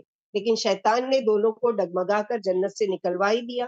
ہم نے کہہ دیا اتر جاؤ، تم آپس میں ایک دوسرے کے دشمن ہو اور ایک وقت مقررہ تک تمہیں زمین میں ٹھہرنا اور اس سے فائدہ اٹھانا. یعنی شیطان نے نہ صرف انکار کیا، حسد کیا، بلکہ حسد کی وجہ سے کیا کیا، چونکہ اب میں جنت سے نکالا جا رہا ہوں تو میں آدم اور ان کی بیوی کو بھی جنت میں کیوں رہنے دوں. اس حسد کی وجہ سے اس نے کیا کیا کہ ان لوگوں کے وسوسہ ڈالا. کیونکہ اللہ سبحانہ وتعالیٰ نے پوری جنت کی تمام نعمتیں، جیسے ابھی ہم لوگوں نے پڑھا نا کہ حیث شئتما، یعنی جہاں سے بھی تم چاہو کھاؤ پیو، لیکن ایک درخت، حالانکہ وہ درخت کوئی حرام چیز نہیں تھی، لیکن اللہ تعالیٰ کا فرمان تھا کہ یہ تمہارے لیے امتحان ہے کہ کون ہے جو میری فرما برداری کرتا ہے. لیکن شیطان نے اسی کی طرف رغبت دلائی اور ان سے وہ بھول کروا دی. تلقى آدم من ربه کلمات فتاب علیہ انہ هو التواب الرحیم. پھر آدم علیہ السلام نے اپنے رب سے چند کلمے سیکھ لیے اور اللہ نے ان کی توبہ قبول فرما لی. یقیناً وہی توبہ قبول کرنے والے اور بڑے ہی مہربان ہیں. یعنی اتنے مہربان ہیں کہ اگر گناہ ہو گیا ہے تو توبہ کا طریقہ بھی سکھا رہے ہیں. جیسے سورہ اعراف میں آئے گا کہ ربنا ظلمنا انفسنا وان لم تغفر لنا وترحمنا لنکونن من الخاسرین. اے ہمارے رب، ہم نے اپنی جان پر ظلم کیا، اگر آپ نے ہم کو معاف نہیں کیا اور ہم کو بخش نہیں دیا تو یقیناً ہم خسارہ پانے والوں میں سے ہو جائیں گے. تو اللہ تعالیٰ نے توبہ بھی قبول کی اور توبہ کا طریقہ بھی سکھایا. قُلْ اهْبِطُوا مِنْهَا جَمِيعًا فَإِمَّا يَأْتِيَنَّكُم مِّنِّي هُدًى فَمَن تَبِعَ هُدَايَ فَلَا خَوْفٌ عَلَيْهِمْ وَلَا هُمْ يَحْزَنُونَ وَالَّذِينَ كَفَرُوا وَكَذَّبُوا بِآيَاتِنَا أُولَٰئِكَ أَصْحَابُ النَّارِ هُمْ فِيهَا خَالِدُونَ. ہم نے کہہ دیا تم سب یہاں سے اتر جاؤ، یعنی شیطان اور آدم علیہ السلام اور حوا علیہ السلام. پھر جب تمہارے پاس میری ہدایت آ جائے تو جو اس کی پیروی کرے گا اسے کوئی خوف ہوگا اور نہ ہی کوئی غم ہوگا، اور جو انکار کرے گا ہماری آیتوں کو جھٹلائے گا وہی جہنمی ہے جہاں وہ ہمیشہ ہمیشہ رہیں. اللہم لا تجعلنا منہم اللہم حفظنا منہم یا رب. یا بنی اسرائیل، اب یہودیوں کی ایک جماعت اور جو پہلے کے مسلمان تھے بنی اسرائیل، ان کا کے بارے میں یہاں سے شروعات ہو رہی ہے. یا بنی اسرائیل اذکروا نعمتی التی انعمت علیکم واوفوا بعہدی اوفی بعہدکم وایایا فارہبون وآمنوا بما انزلت مصدقا لما معکم ولا تکونوا اول کافر بہ ولا تشتروا بآیاتی ثمنا قلیلا وایایا فاتقون. اے اسرائیلیوں میری نعمت یاد کرو. اسرائیل یعقوب علیہ السلام کا نام ہے، اور بنی اسرائیل یعنی یعقوب علیہ السلام کی قوم. بنی یعنی بیٹے، اے اسرائیل کے بیٹے. جیسے ہم کو بنی آدم کہا جاتا ہے، آدم علیہ السلام کی اولاد، ویسے ہی اسرائیل علیہ السلام یعنی یعقوب علیہ السلام کی اولادوں سے خطاب ہے کہ میری نعمت یاد کرو جس سے میں نے تمہیں نوازا. میرا عہد پورا کرو، میں تمہارا عہد پورا کروں گا، اور مجھے سے ڈرو اور اس کتاب پر ایمان لاؤ جو میں نے اتاری اور جو تمہارے پاس والی کتاب کی تصدیق کرتی ہے، اور اس کے تم پہلے انکاری نہ بنو اور میری آیتوں سے تھوڑی سی پونجی مت خریدو اور مجھ سے ہی ڈرو. تو قرآن سے پہلے جتنی بھی ٹوٹل 4 آسمانی کتابیں نا، تورات، زبور اور انجیل اور قرآن، تو 3 کے 3 کتاب اس بنی اسرائیل میں نازل ہوئی الگ الگ انبیاءوں پر. اور سب سے زیادہ انبیاء جو بھیجے اللہ تعالیٰ نے وہ کس میں بھیجے؟ بنی اسرائیل میں. لیکن ان کی ہٹ درمی، ان کی سرکشی اور ان کا اللہ تعالیٰ کے ساتھ برا گمان اور ان کا یعنی نبیوں کے ساتھ برا سلوک، اس کے بارے میں پڑھیں گے. اللہ تعالیٰ وہی نعمت کہ تم پر ہم نے کتاب نازل کی اور تم پہلے ہو جو ایمان لانے والے، تو تم پہلے انکاری مت بنو اس چیز کے. ولا تلبسوا الحق بالباطل وتكتموا الحق وانتم تعلمون واقیموا الصلاة وآتوا الزکاة وارکعوا مع الراکعین. حق کو باطل سے نہ ملاؤ اور نہ حق کو چھپاؤ. تم خود جانتے ہو کہ نماز پابندی سے باقاعدہ پڑھو، زکوٰۃ دو اور رکوع کرنے والوں کے ساتھ رکوع کرو. تو یہاں پر کیا بتایا جا رہا ہے کہ مردوں کے لیے نماز باجماعت کے جو رکوع کرنے والے ان کے ساتھ رکوع کرنا ہے اور نماز قائم کرنا ہے. تو نماز جیسے روزہ ہم لوگوں نے کل پڑھا کہ پہلے کی قوموں میں بھی فرض تھا، اسی طرح نماز بھی ان کے وہاں فرض تھی، لیکن نماز کا طریقے الگ الگ تھے. ہم کو اللہ کے نبی صلی اللہ علیہ وسلم نے اپنا طریقہ بتایا، ان کے انبیاؤں نے ان کو اپنا طریقہ بتایا جو اللہ سبحانہ وتعالیٰ کی طرف سے ان کو بتایا جاتا تھا. أَتَأْمُرُونَ النَّاسَ بِالْبِرِّ وَتَنْسَوْنَ أَنفُسَكُمْ وَأَنْتُمْ تَتْلُونَ الْكِتَابَ فَلَا تَعْقِلُونَ. کیا تم لوگوں کو نصیحت کرتے ہو اور اپنے آپ کو بھول جاتے ہو حالانکہ تم کتاب پڑھتے ہو؟ کیا تم اتنی بھی عقل نہیں رکھتے؟ تو یہ بڑی ڈراوے والی آیت ہے کہ لوگوں کو کوئی چیز کی نصیحت کرنا اور خود بھول جانا، یعنی خود اپنے آپ کو اس پر عمل نہ کرنا. تو اسی لیے یہ یعنی صحابہ کرام بھی اس چیز کے لیے بہت ڈرا کرتے تھے کہ جو چیز بھی اللہ تعالیٰ نے نازل کی ہے سب سے پہلے ہم کو کیا کرنا ہے، خود اس پر عمل کرنا ہے اور پھر اس کو دوسروں تک پہنچانے کی کوشش کرنا ہے. وَاسْتَعِينُوا بِالصَّبْرِ وَالصَّلَاةِ وَإِنَّهَا لَكَبِيرَةٌ إِلَّا عَلَى الْخَاشِعِينَ الَّذِينَ يَظُنُّونَ أَنَّهُمْ مُلَاقُو رَبِّهِمْ وَأَنَّهُمْ إِلَيْهِ رَاجِعُونَ. اور صبر و نماز کے ساتھ مدد مانگو، یقین مانو نماز بڑی بھاری ہے مگر جھکنے والوں پر بھاری نہیں ہے، یعنی جو مان جائیں، جو خاشعین ہیں ان کے لیے بھاری نہیں ہے، جن کو یقین ہے کہ وہ اپنے رب سے ملاقات کرنے والے ہیں اور اسی کے پاس لوٹ کر جانے والے ہیں. تو سورہ فاتحہ میں ہم نے کیا دعا مانگی؟ وَإِيَّاكَ نَسْتَعِينُ. ہم صرف اور صرف آپ سے ہی مدد مانگتے ہیں. تو اللہ تعالیٰ ہم کو یہاں پر اس آیت میں مانگنے کا ادب سکھا رہے ہیں کہ مانگنا ہے تو کس سے؟ 2 چیزوں سے مدد لو. وَاسْتَعِينُوا بِالصَّبْرِ وَالصَّلَاةِ. نماز اور صبر سے، یعنی کوئی تکلیف، کوئی تنگی، کوئی پریشانی، کوئی حاجت، کوئی مشکل، کوئی مصیبت آ گئی ہے، 2 رکعت نماز پڑھو اور اللہ تعالیٰ سے دعا مانگ لو اور انتظار کرو اللہ کی رحمت کا صبر کے ساتھ. نہ صبری مت کرو، ابھی میں نے دعا مانگی، میں تو اتنی نمازیں بھی پڑھ رہی ہوں، اتنی دعائیں بھی کر رہی ہوں، پتہ نہیں کیوں نہیں قبول ہو رہی. نہیں، صبر کے ساتھ اللہ تعالیٰ کے فیصلے کا انتظار کرنا ہے کہ اپنے وقت پر جب اللہ تعالیٰ کا حکم ہوگا تبھی وہ تکلیف اور وہ پریشانی ہم سے دور ہوگی. ہم نے اپنا کام کر دیا, نماز پڑھ کے اللہ سے مدد مانگ لی, اب اللہ سبحانہ و تعالیٰ کے ذمہ ہے کہ اللہ تعالیٰ کس شکل میں ہماری اس مشکل کو دور کریں گے, اور کیسے ہمارا کام ہے کہ ہم قرآن پر عمل کریں کہ وَاسْتَعِینُوا بِالصَّبْرِ وَالصَّلَاةِ. پھر بنی اسرائیل سے خطاب ہے, یا بنی اسرائیل اذکروا نعمتی التی انعمت علیکم وانی فضلتکم علی العالمین. اے اسرائیل کے بیٹوں, اے بنی اسرائیل, نعمت یاد کرو جس سے میں نے تمہیں نوازا اور میں نے تمہیں تمام دنیا پر فضیلت بخشی. یعنی جو آج ہم امت ہے خیر امتن, تو اس سے پہلے یہ امت بہتر تھی اللہ سبحانہ و تعالیٰ کیا, تو اللہ تعالیٰ وہ ہے کہ تم کو فضیلت دی تمام جہان والوں پر, تو تم کیا کرو کہ اس چیز کی جو ہے وہ قدر کرو اور اس نعمت کا کی حفاظت کرو. واتقوا یوما لا تجزی نفس عن نفس شیئا ولا يقبل منها شفاعۃ ولا یؤخذ منها عدل ولا هم ينصرون. اور اس دن سے ڈرو جس دن کوئی کسی کے کچھ کام نہیں آئے گا, نہ کسی کی سفارش مانی جائے گی اور نہ فدیہ لیا جائے گا, نہ ان کی مدد کی جائے گی. یعنی اس دن قیامت کے دن تو کوئی کسی کے کام نہیں آئے گا, ہر ایک کو اکیلے کھڑے ہو کر اللہ سبحانہ و تعالیٰ کے سامنے جواب دہ ہونا ہے. وَإِذْ نَجَّيْنَاكُمْ مِنْ آلِ فِرْعَوْنَ يَسُومُونَكُمْ سُوءَ الْعَذَابِ يُذَبِّحُونَ أَبْنَاءَكُمْ وَيَسْتَحْيُونَ نِسَاءَكُمْ وَفِي ذَلِكُمْ بَلَاءٌ مِّن رَّبِّكُمْ عَظِيمٌ وَإِذْ فَرَقْنَا بِكُمُ الْبَحْرَ فَأَنجَيْنَاكُمْ وَأَغْرَقْنَا آلَ فِرْعَوْنَ وَأَنتُمْ تَنظُرُونَ. اور جب ہم نے تم کو فرعونیوں سے نجات دی جو تم پر بدترین عذاب ڈھا رہے تھے, تمہارے بیٹوں کو ذبح کر ڈالتے تھے اور بیٹیوں کو زندہ رہنے دیتے تھے, اس میں تمہارے رب کی جانب سے تمہاری بڑی آزمائش تھی, جب ہم نے تمہاری وجہ سے دریا کو پھاڑ دیا, پھر ہم نے تمہیں ڈوبنے سے بچا لیا اور تمہاری آنکھوں کے سامنے فرعونیوں کو ڈبو دیا. یعنی فرعون کے بارے میں دیکھیں گے ایک آیتوں میں قرآن میں جگہ جگہ کہ کس طرح سے یعنی وہ سرکشی کرتا تھا, کس طرح سے وہ کرتا تھا, اس کی پوری ڈیٹیل ہم لوگوں نے موسیٰ علیہ السلام کے قصص الانبیاء میں پڑھ چکے ہیں کہ کس طرح سے ظلم ڈھایا کرتا تھا, کہ لڑکیوں کو زندہ چھوڑ دیا کرتا تھا اور لڑکوں کو ذبح کروا دیا کرتا تھا تاکہ یہ میری حکومت کو ختم کرنے یا میری حکومت کے پر قبضہ کرنے والے نہ بنے. تو اللہ تعالیٰ اس نعمت کو کہ کس طرح سے اس ظالم سے ہم نے تم کو نجات دلا دی, اس نعمت کو یاد کرو. وَإِذْ وَعَدْنَا مُوسَىٰ 40 لَيْلَةً ثُمَّ اتَّخَذْتُمُ الْعِجْلَ مِن بَعْدِهِ وَأَنتُمْ ظَالِمُونَ ثُمَّ عَفَوْنَا عَنكُم مِّن بَعْدِ ذَلِكَ لَعَلَّكُمْ تَشْكُرُونَ وَإِذْ آتَيْنَا مُوسَى الْكِتَابَ وَالْفُرْقَانَ لَعَلَّكُمْ تَهْتَدُونَ. اور جب ہم نے موسیٰ علیہ السلام سے 40 راتوں کا وعدہ کیا, پھر تم نے ان کے بعد بچڑے کی پوجا شروع کر دی اور تم ظالم ہو, پھر بھی ہم نے تمہیں معاف کر دیا تاکہ شکر ادا کرو. اور جب ہم نے موسیٰ علیہ السلام کو کتاب اور حق و باطل میں فرق کرنے والے معجزے دیے تاکہ تم ہدایت پاؤ. وَإِذْ قَالَ مُوسَىٰ لِقَوْمِهِ يَا قَوْمِ إِنَّكُمْ ظَلَمْتُمْ أَنفُسَكُمْ بِاتِّخَاذِكُمُ الْعِجْلَ فَتُوبُوا إِلَىٰ بَارِئِكُمْ خَيْرٌ لَكُمْ عِندَ بَارِئِكُمْ فَتَابَ عَلَيْكُمْ إِنَّهُ هُوَ التَّوَّابُ الرَّحِيمُ.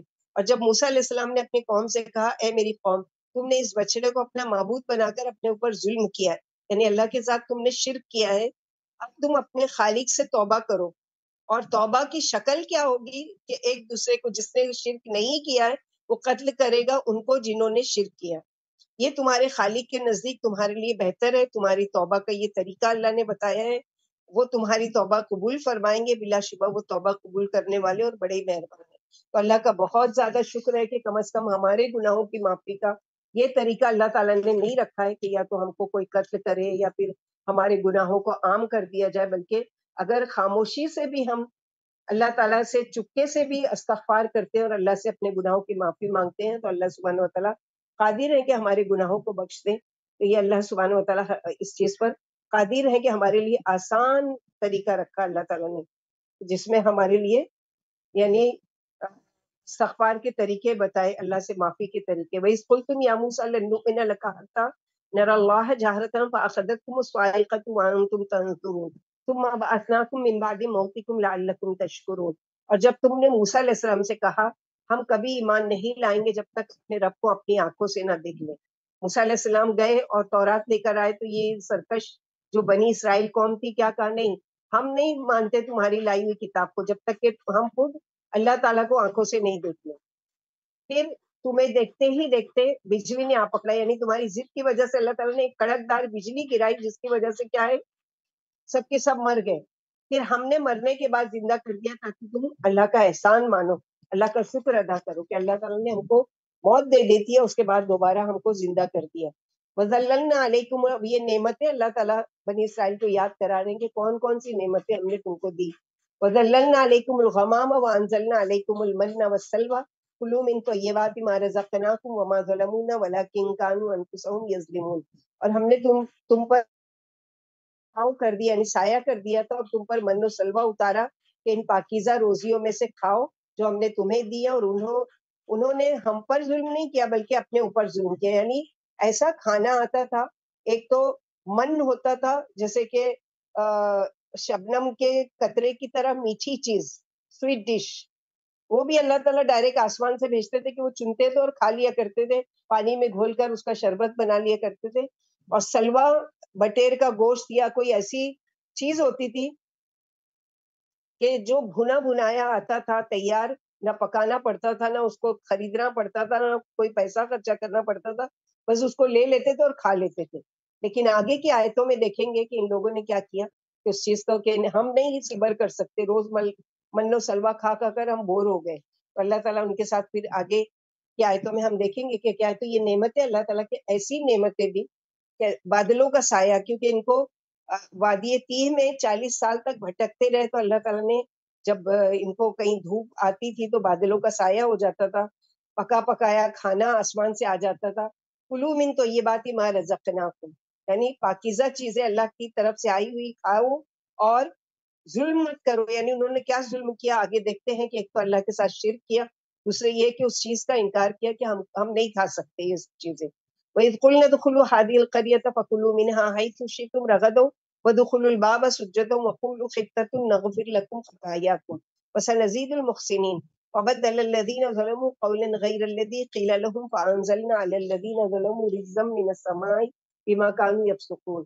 تو جب ہم نے تم سے کہا کہ اس بستی میں چلے جاؤ اور جہاں کہیں سے جو کچھ چاہو فراغت سے کھاؤ پیو, اور اس کے دروازے سے سجدہ کرتے ہوئے اور اللہ سے گناہ معاف کرنے کی دعائیں کرتے ہوئے داخل ہونا, ہم تمہارے گناہ معاف کر دیں گے اور مخلصوں کو اور بھی زیادہ دیں گے. پھر ظالموں نے وہ بات بدل دی, یعنی حتتن کہتے ہوئے داخل ہونے کو. حتتن کا معنی ان کے اس میں تھا کہ اللہ تعالیٰ ہمارے گناہ کو معاف کر دو, اس کی بجائے ان لوگوں نے اس کلمے کو ہی بدل دیا, اس الفاظ کو بدل دیا ہنتتن, یعنی ہم کو گندم چاہیے.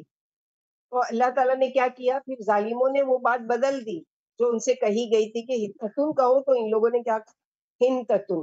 پھر ہم نے بھی ان کے فسق و فجور کی وجہ سے ان پر آسمان سے عذاب اتارا. اور اللہ سبحانہ و تعالیٰ ہر جگہ یہ بتا رہے ہیں کہ انسان کی اپنی کرنے کی وجہ سے اللہ تعالیٰ کا عذاب آتا ہے.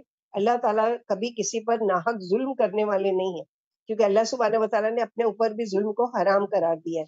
وَإِذِ اسْتَسْقَىٰ مُوسَىٰ لِقَوْمِهِ فَقُلَّا اضْرِب بِّعَصَاكَ الْحَجَرَ فَانفَجَرَتْ مِنْهُ اثْنَتَا عَشْرَةَ عَيْنًا قَدْ عَلِمَ كُلُّ أُنَاسٍ مَشْرَبَهُمْ كُلُوا وَاشْرَبُوا مِن رِّزْقِ اللَّهِ وَلَا تَعْثُوا فِي الْأَرْضِ مُفْسِدِينَ.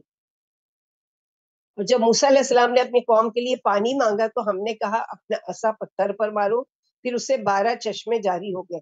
یعنی اگر سب کے سب اکٹھا 12 ایک الگ الگ گروپ ہے, اب اگر سب کو ایک ہی کنویں کا یا ایک ہی نہر سے پانی پینے کے لیے دیا جاتا تو اتنی سرکش قوم تھی کہ اس میں بھی جھگڑا کرتے. تو اللہ تعالیٰ نے کیا کیا کہ 12 الگ الگ چشمے کے ہر قوم نے جان لیا اپنا اپنا گھاٹ. اور ہم نے کہا اللہ کی روزی کھاؤ اور پیو اور ملک میں فساد مچاتے, یعنی لڑو جھگڑو نہیں, شرک نہیں کرو, اللہ تعالیٰ کی نافرمانی نہیں کرو, اور یہ ساری نعمتیں اللہ تعالیٰ کی تمہارے لیے اتاری ہوئی ہے, اس کا استعمال کرو اور اللہ کا شکر ادا کرو. وَإِذْ قُلْتُمْ يَا مُوسَىٰ لَن نَّصْبِرَ عَلَىٰ طَعَامٍ وَاحِدٍ فَادْعُ لَنَا رَبَّكَ يُخْرِجْ لَنَا مِمَّا تُنبِتُ الْأَرْضُ مِن بَقْلِهَا وَقِثَّائِهَا وَفُومِهَا وَعَدَسِهَا وَبَصَلِهَا قَالَ أَتَسْتَبْدِلُونَ الَّذِي هُوَ أَدْنَىٰ بِالَّذِي هُوَ خَيْرٌ اهْبِطُوا مِصْرًا فَإِنَّ لَكُم مَّا سَأَلْتُمْ وَضُرِبَتْ عَلَيْهِمُ الذِّلَّةُ وَالْمَسْكَنَةُ وَبَاءُوا بِغَضَبٍ مِّنَ اللَّهِ ذَلِكَ بِأَنَّهُمْ كَانُوا يَكْفُرُونَ بِآيَاتِ اللَّهِ وَيَقْتُلُونَ النَّبِيِّينَ بِغَيْرِ الْحَقِّ ذَلِكَ بِمَا عَصَوا وَّكَانُوا يَعْتَدُونَ.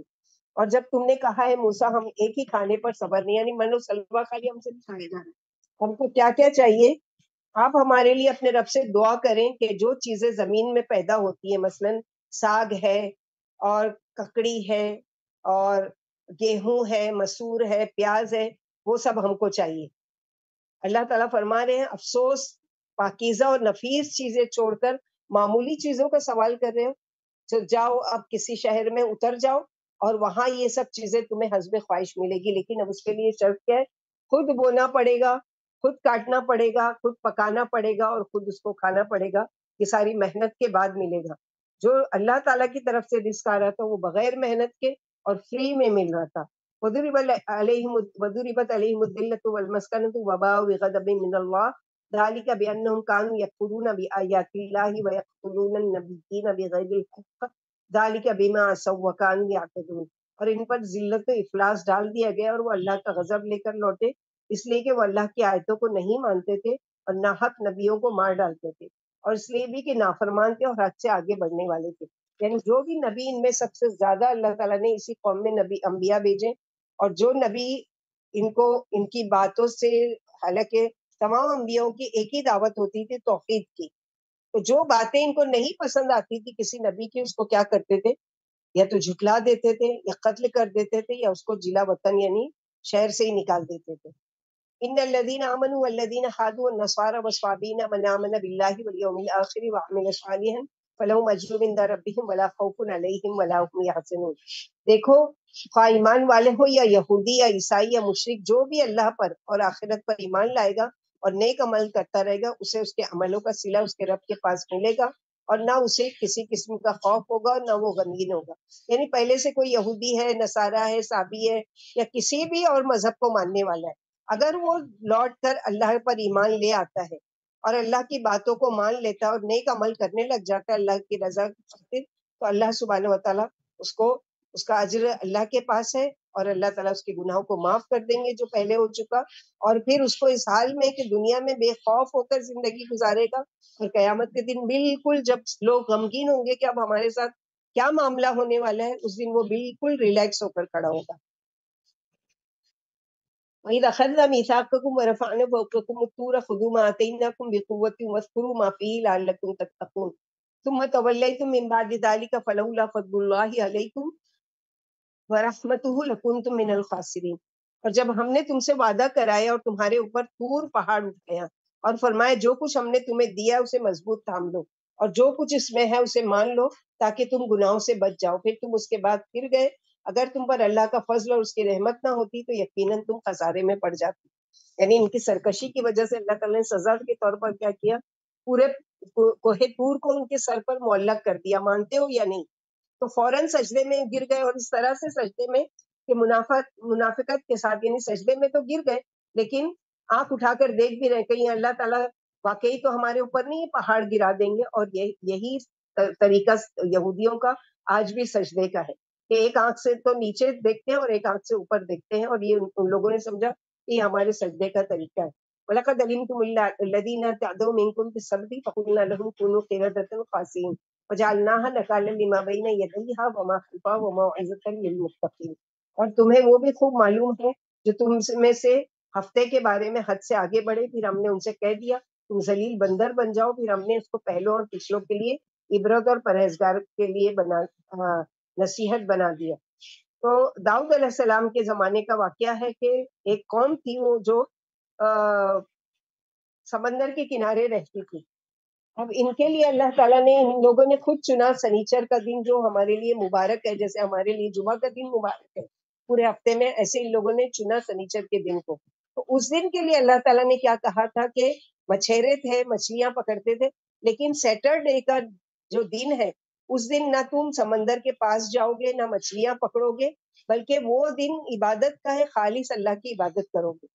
اب اس بات کا جب حکم آیا تو یہ ان کا پورا جو پورا ایک ٹولی تھی، پورا ایک گروہ تھا، وہ 3 حصوں میں بڑھ گیا. ایک نے کیا کیا کہ نہیں مانا اللہ کی بات، خود بھی گئے اور دوسروں کو بھی آنے کی دعوت دی. دوسرا گروہ کیا تھا کہ خود تو نہیں گئے لیکن دوسروں کو منع بھی نہیں کیا کہ مت جاؤ، گناہ کا کام ہے، اللہ کی نافرمانی کا کام ہے. تیسرا گروہ کیا ہے کہ خود تو نہیں گیا لیکن دوسروں کو روکتا رہا کہ دیکھو یہ گناہ ہے، اللہ کی نافرمانی، اللہ کا عذاب آئے گا. اللہ سبحانہ و تعالیٰ نے کیا کیا کہ قردۃ خاسئین یعنی بندر اور سور بنا دیا 2 گروہ کو. کون سے؟ ایک تو خود گئے اور دوسروں کو بلایا، دوسرا گروہ خود تو نہیں گیا لیکن دوسروں کو منع بھی نہیں کیا. تیسرا گروہ کو بچا لیا گیا جو خود تو نہیں گیا لیکن دوسروں کو منع کرتا رہا. تو اس سے کیا پتا چلا کہ عمل خیر کے کام خود بھی کرنا ہے اور دوسروں کو اس کی دعوت بھی دینا ہے. خالی اپنے اکیلے کرنے سے اس کا کام نہیں چلے گا، بلکہ کیا ہے کہ لوگوں کو بھی روکنا ہے اور خود بھی رکنا ہے گناہوں سے. کوئی بھی خیر کا کام خود بھی کرنا ہے اور لوگوں کو بھی اس میں شامل کرنا ہے. وَإِذْ قَالَ مُوسَىٰ لِقَوْمِهِ إِنَّ اللَّهَ يَأْمُرُكُمْ أَن تَذْبَحُوا بَقَرَةً قَالُوا أَتَتَّخِذُنَا هُزُوًا بِاللَّهِ أَنَكُونَ مِنَ الْجَاهِلِينَ. اور جب موسیٰ علیہ السلام نے اپنی قوم سے کہا کہ اللہ کا حکم ہے کہ ایک گائے ذبح کرو، بولے کیا آپ ہم سے مذاق کر رہے ہیں؟ فرمایا میں جاہل بننے سے اللہ کی پناہ مانگتا ہوں. تو بقرہ جو سورہ بقرہ کا نام ہے وہ یہاں پر آ گیا. بقرہ عربی میں کہتے ہیں گائے کو. تو اللہ سبحانہ وتعالیٰ نے ایک گائے کو ذبح کرنے کا حکم دیا. ڈیٹیل میں واقعہ ہے انشاءاللہ باذن اللہ. جن کو شوق ہے اور وہ دورے قرآن کے بعد جب نئے بیچ میں شامل ہوں گے تو وہ پوری ڈیٹیل پڑھیں گے کہ کس طرح سے کیوں اللہ تعالیٰ نے یہ گائے کو ذبح کرنے کا حکم دیا. اب ان کو چاہیے تھا کہ اللہ نے حکم دیا کوئی بھی گائے پکڑتے اور ذبح کر دیتے، لیکن حیل و حجت کر کے ان لوگوں نے کیا کیا کہ اپنے اوپر ظلم کیا اور اپنے لیے یہ اس حکم کو کیا ہے مشکل بنا دیا. کیا کہہ رہے ہیں موسیٰ علیہ السلام سے؟ قالوا ادع لنا ربك يبين لنا ما هي قال انه يقول انها بقرة لا فارض ولا بكر اوان بين ذلك ففعلوا ما تؤمرون. قالوا ادع لنا ربك يبين لنا ما لونها قال انه يقول انها بقرة صفراء فاقع لونها تسر الناظرين. قالوا ادع لنا ربك يبين لنا ما هي ان البقرة تشابه علينا وانا ان شاء الله لمهتدون. قال انه يقول انها بقرة لا ذلول تثير الارض ولا تسقي الحرث مسلمۃ لا شیۃ فیہا قالوا الآن جئت بالحق فذبحوها وما كادوا يفعلون. اتنی سرکش قوم ہے کہ کوئی دعا خود نہیں مانگ رہے ہیں بلکہ ہر دفعہ دیکھو قالوا ادع لنا قالوا ادع لنا قالوا ادع لنا. اے موسیٰ علیہ السلام آپ ہمارے لیے دعا کیجیے اپنے رب سے. کہنے لگے آپ رب سے دعا مانگے وہ یہ فرما دے کہ گائے کیسی ہو، جو حکم دیا اللہ نے ذبح کرو تو کیسی ہو. فرمایا وہ کہ اللہ سبحانہ وتعالیٰ فرماتے ہیں کہ گائے نہ بوڑھی ہو نہ بچی ہو بلکہ درمیانی عمر کی جوان ہو، جس کا تمہیں حکم ہے اس کو کر ڈالے. آپ ماننے کی بجائے اور سوال کریں. آپ اپنے رب سے دعا مانگے وہ یہ بیان فرما دے کہ اس کا رنگ کیسا ہو. فرمایا وہ کہتا ہے کہ گائے زرد ہو جس کا رنگ آنکھوں میں بھلا لگے اور دیکھنے والوں کو خوش کر دے. کہنے لگے آپ اپنے رب سے دعا فرمائے وہ یہ بیان فرما دے کہ گائے کیسی ہو. گائیں تو بہت ساری ہیں جیسی آپ نے بتائی ہے، مگر ہم کو معلوم نہیں ہے کہ اصل میں کیسی چاہیے. اگر اللہ چاہے تو ہم راہ پر پا ہی جائیں گے.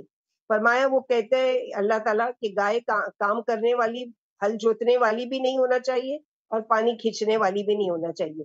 صحیح سالم ہو اور اس میں سفیدی کا کوئی داغ دھبا نہ ہو. کہنے لگے اب آپ نے صحیح بات بتائی. فرما برداری کرنے والے تو نہیں تھے مگر یہ گائے انہوں نے ذبح کر ہی ڈالی اور اپنے اوپر مشکل، یعنی وہ گائے اتنی مشکل سے ملی ان لوگوں کو، اتنا پیسہ خرچ کر کے ملی کیونکہ ایک سمپل سا حکم تھا گائے ذبح کرو، کوئی بھی پکڑتے اور کر دیتے. لیکن جیسے جیسے سوال کرتے گئے ویسے ویسے، اسی لیے اللہ کے نبی صلی اللہ علیہ وسلم نے فرمایا قیل اور قال اور کثرت سوال سے منع، یعنی کوئی بات میں حجت کرنا، یہ کیوں، ایسا کیوں اور ویسا کیوں، یہ بھی ناپسندیدہ ہے. اور بلا وجہ کے سوال ایک ہوتا ہے علم حاصل کرنے کے لیے، یعنی آپ کو کسی چیز کی نالج نہیں اور آپ پوچھتے ہیں مثلا میں نماز کیسے پڑھوں، میں روزہ کیسے رکھوں، میں وضو کیسے کروں، میں قرآن کی تلاوت کس طرح کروں، یہ ایک الگ چیز ہے.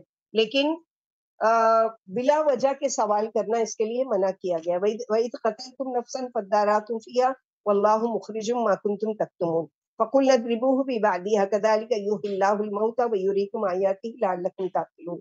اور تم نے جب ایک شخص کو قتل کر ڈالا پھر اس میں اختلاف ہو گیا کہ اس کا قاتل کون ہے، تو اس قاتل کا پتہ لگانے کے لیے اللہ تعالی نے حکم دیا کہ گائے ذبح کرو اور اللہ اسے ظاہر کر دیتے جسے تم چھپاتے ہو. پھر ہم نے کہا کہ مقتول پر گائے کا بعض حصہ مارو، اس طرح اللہ مردوں کو زندہ کر دیتے اور تم کو اپنی نشانیاں دکھاتے تاکہ تم عقل سے کام لو. یعنی ایک مردے کو قتل کر دیا گیا. اب لوگوں میں یہ ہونے لگا کہ پتہ نہیں کس نے قتل کیا، ہر ایک پر الزام لگانے لگے. تو اللہ سبحانہ وتعالی نے کیا کہا کہ اچھا ایک گائے ذبح کرو اور اس کا ٹکڑا ایک جو مقتول ہے، جو مردہ ہے، اس کے اوپر ٹچ کرو، مارو اس پر، تو وہ کیا ہوگا، وہ خود اٹھ کر بتا دے گا قاتل کا پتہ. اس طرح اللہ تعالیٰ کہہ رہے ہیں کہ وہ کرنے والے نہیں تھے لیکن انہوں نے یہ کام کیا. تم قصد قلوبکم من بعد ذالک، یعنی اتنی بڑی بات ہو گئی کہ ایک مردے کو اللہ نے زندہ کیا, وہ زندہ ہو کر اپنے قاتل کا پتہ بتا رہا ہے اور اس کے بعد وہ پھر مر جاتا ہے. چاہیے تھا کہ وہ ایمان لے آتے اور سرنڈر کر دیتے اللہ کے سامنے, لیکن ان لوگوں نے کیا کیا, ثم قست قلوبکم من بعد ذلک فہی کالحجارۃ او اشد قسوہ وان من الحجارۃ لما يتفجر منه الانہار وان منها لما يهبط من خشیۃ اللہ اور وَإِنَّ مِنْهَا لَمَا يَشَّقَّقُ فَيَخْرُجُ مِنْهُ الْمَاءُ وَإِنَّ مِنْهَا لَمَا يَهْبِطُ مِنْ خَشْيَةِ اللَّهِ وَمَا اللَّهُ بِغَافِلٍ عَمَّا تَعْمَلُونَ. پھر اس کے بعد تمہارے دل پتھر کی طرح بلکہ اس سے بھی زیادہ سخت ہو گئے. یعنی اتنی بڑی نشانی دیکھنے کے باوجود بھی چاہیے تھا کہ مان جاتے, لیکن اور زیادہ سخت ہو گئے. بعض پتھروں سے تو نہریں جاری ہو جاتی ہیں, بعض ٹوٹ پھوٹ جاتے ہیں اور ان سے پانی بہنے لگتا ہے, اور بعض اللہ کے ڈر سے گر پڑتے ہیں اور اللہ تمہارے عملوں سے بے خبر ہے. یعنی 3 دلوں کی قسمیں بتائی اللہ تعالیٰ نے. ایک دل تو وہ ہے کہ جو پتھر کی طرح ہے, کہ چکنا گھڑا جس کو بولتے ہیں, کہ نہ کوئی اچھی بات اس میں داخل ہوتی ہے نہ اس سے کوئی اچھائی نکلتی ہے. دوسرا کیا ہے کہ کچھ کبھی دل اس کا نیکی کا کرنے پر بھی ہوتا ہے, کبھی کبھی گناہ بھی کر, لیکن ایک ہے جو اللہ کی خشیت سے بالکل گر پڑتا ہے, یعنی بالکل اللہ تعالیٰ کی بات پر سرنڈر کر دیتا ہے اپنے آپ کو. اور یہی دراصل قلب سلیم, جس کی مثال آگے دیکھیں گے ہم, کہ اللہ تعالیٰ کو یہی مطلوب ہے کہ من ات اللہ بقلب سلیم, کہ اللہ تعالیٰ کے یہاں قابل قبول جو دل ہے وہ کیا ہے, قلب سلیم, یعنی ایسا جو سلامتی والا دل ہو, جس میں کوئی بھی اللہ تعالیٰ کی نافرمانی نہیں ہو اور کوئی اللہ تعالیٰ کی ناراضگی نہ ہو. افتطمعون ان یؤمنوا لکم وقد کان فریق منهم یسمعون کلام اللہ ثم یحرفونه من بعد ما عقلوه وهم يعلمون وإذا لقوا الذين آمنوا قالوا آمنا وإذا خلا بعضهم إلى بعض قالوا أتحدثونهم بما فتح الله عليكم ليحاجوكم به عند ربكم أفلا تعقلون ولا يعلمون أن الله يعلم ما يسرون وما يعلنون. کیا تمہیں ان کے ایمان لانے کا لالچ ہے, حالانکہ ان میں ایسی بھی جماعت ہے جو اللہ کا کلام سن کر عقل و علم کے ہوتے ہوئے بھی اسے بدل ڈالتے ہیں. جب وہ ایمان والوں سے ملتے ہیں تو ان پر اپنا ایمان ظاہر کرتے ہیں, اور جب بعض کے ساتھ تنہائی میں ہوتا ہے تو کہتا ہے کہ مسلمانوں کو وہ باتیں کیوں بتاتے ہیں جو اللہ نے تمہیں سکھائی, یہ باتیں تمہارے رب کے پاس ان کے لیے حجت بن جائیں گی. کیا تمہیں اتنی بھی عقل نہیں, کیا انہیں یہ خبر نہیں کہ اللہ سب باتوں کو خوب جاننے والے ہیں جن کو وہ چھپاتے یا ظاہر کرتے ہیں. یعنی جو یہ پہلے کے مسلمان تھے, جب اب ایمان والے ایمان لے آئے قرآن پر, تو وہ پہلے کی باتیں بتاتے تھے. تو بنی اسرائیل جو یہودی تھے اس وقت کے, تو ان کے ساتھی کیا کہتے تھے کہ ان کو کیوں بتاتے ہو کہ اللہ کیا حجت, کہ ہم کو معلوم تھا لیکن پھر بھی ہم نے انکار کیا, تو یہ کیا ہوگا, اللہ تعالیٰ کیا حجت ہو جائے گی کہ ہم کو پتا ہونے کے باوجود ہم نے کیا کیا, اللہ کے رسول کی تصدیق نہیں کی, اللہ کے رسول کو نہیں مانا اور اللہ کی کتاب کو بھی نہیں مانا, تو یہ ہمارے خلاف حجت ہو جائے گی. وَمِنْهُمْ أُمِّيُّونَ لَا يَعْلَمُونَ الْكِتَابَ إِلَّا أَمَانِيَّ وَإِنَّهُمْ إِلَّا يَظُنُّونَ وَوَيْلٌ لِّلَّذِينَ يَكْتُبُونَ الْكِتَابَ بِأَيْدِيهِمْ ثُمَّ يَقُولُونَ هَٰذَا مِنْ عِندِ اللَّهِ لِيَشْتَرُوا بِهِ ثَمَنًا قَلِيلًا وَوَيْلٌ لَّهُم مِّمَّا كَتَبَتْ أَيْدِيهِمْ وَوَيْلٌ لَّهُم مِّمَّا يَكْسِبُونَ. بعض ان میں سے ان پڑھ ہیں جن کے پاس آرزوؤں کے سوا کچھ بھی نہیں, اور وہ صرف قیاس کرتے ہیں, پس ان لوگوں کے لیے ویل ہے جو اپنے ہاتھوں سے کتاب لکھ کر کہتے ہیں کہ اللہ کے پاس سے آئیے تاکہ اس سے تھوڑی سی دنیا کما لیں. اس تحریک کی وجہ سے بھی ویل ہے اور کمائی کی وجہ سے بھی. یعنی جو یہودی تھے وہ اپنے آپ کو عالم کہتے تھے, اور جو بھی دل چاہتا تھا, ان کے علماء کیا کرتے تھے, لوگوں کے ڈیمانڈ پر قرآن جو ان کے پاس کتاب موجود تھی اس کے احکامات کو خود چینج کر دیتے تھے, اپنی مرضی سے کچھ بھی بدل دیتے تھے اور کہتے تھے کہ یہ اللہ کی طرف سے آئی ہے. تو اللہ تعالیٰ کہتے کہ ویل ہے, خرابی ہے, بربادی ہے اور جہنم کی ایک وادی ہے ان کے لیے کہ جو اپنی مرضی سے اللہ تعالیٰ کا کلام بدل دیتے.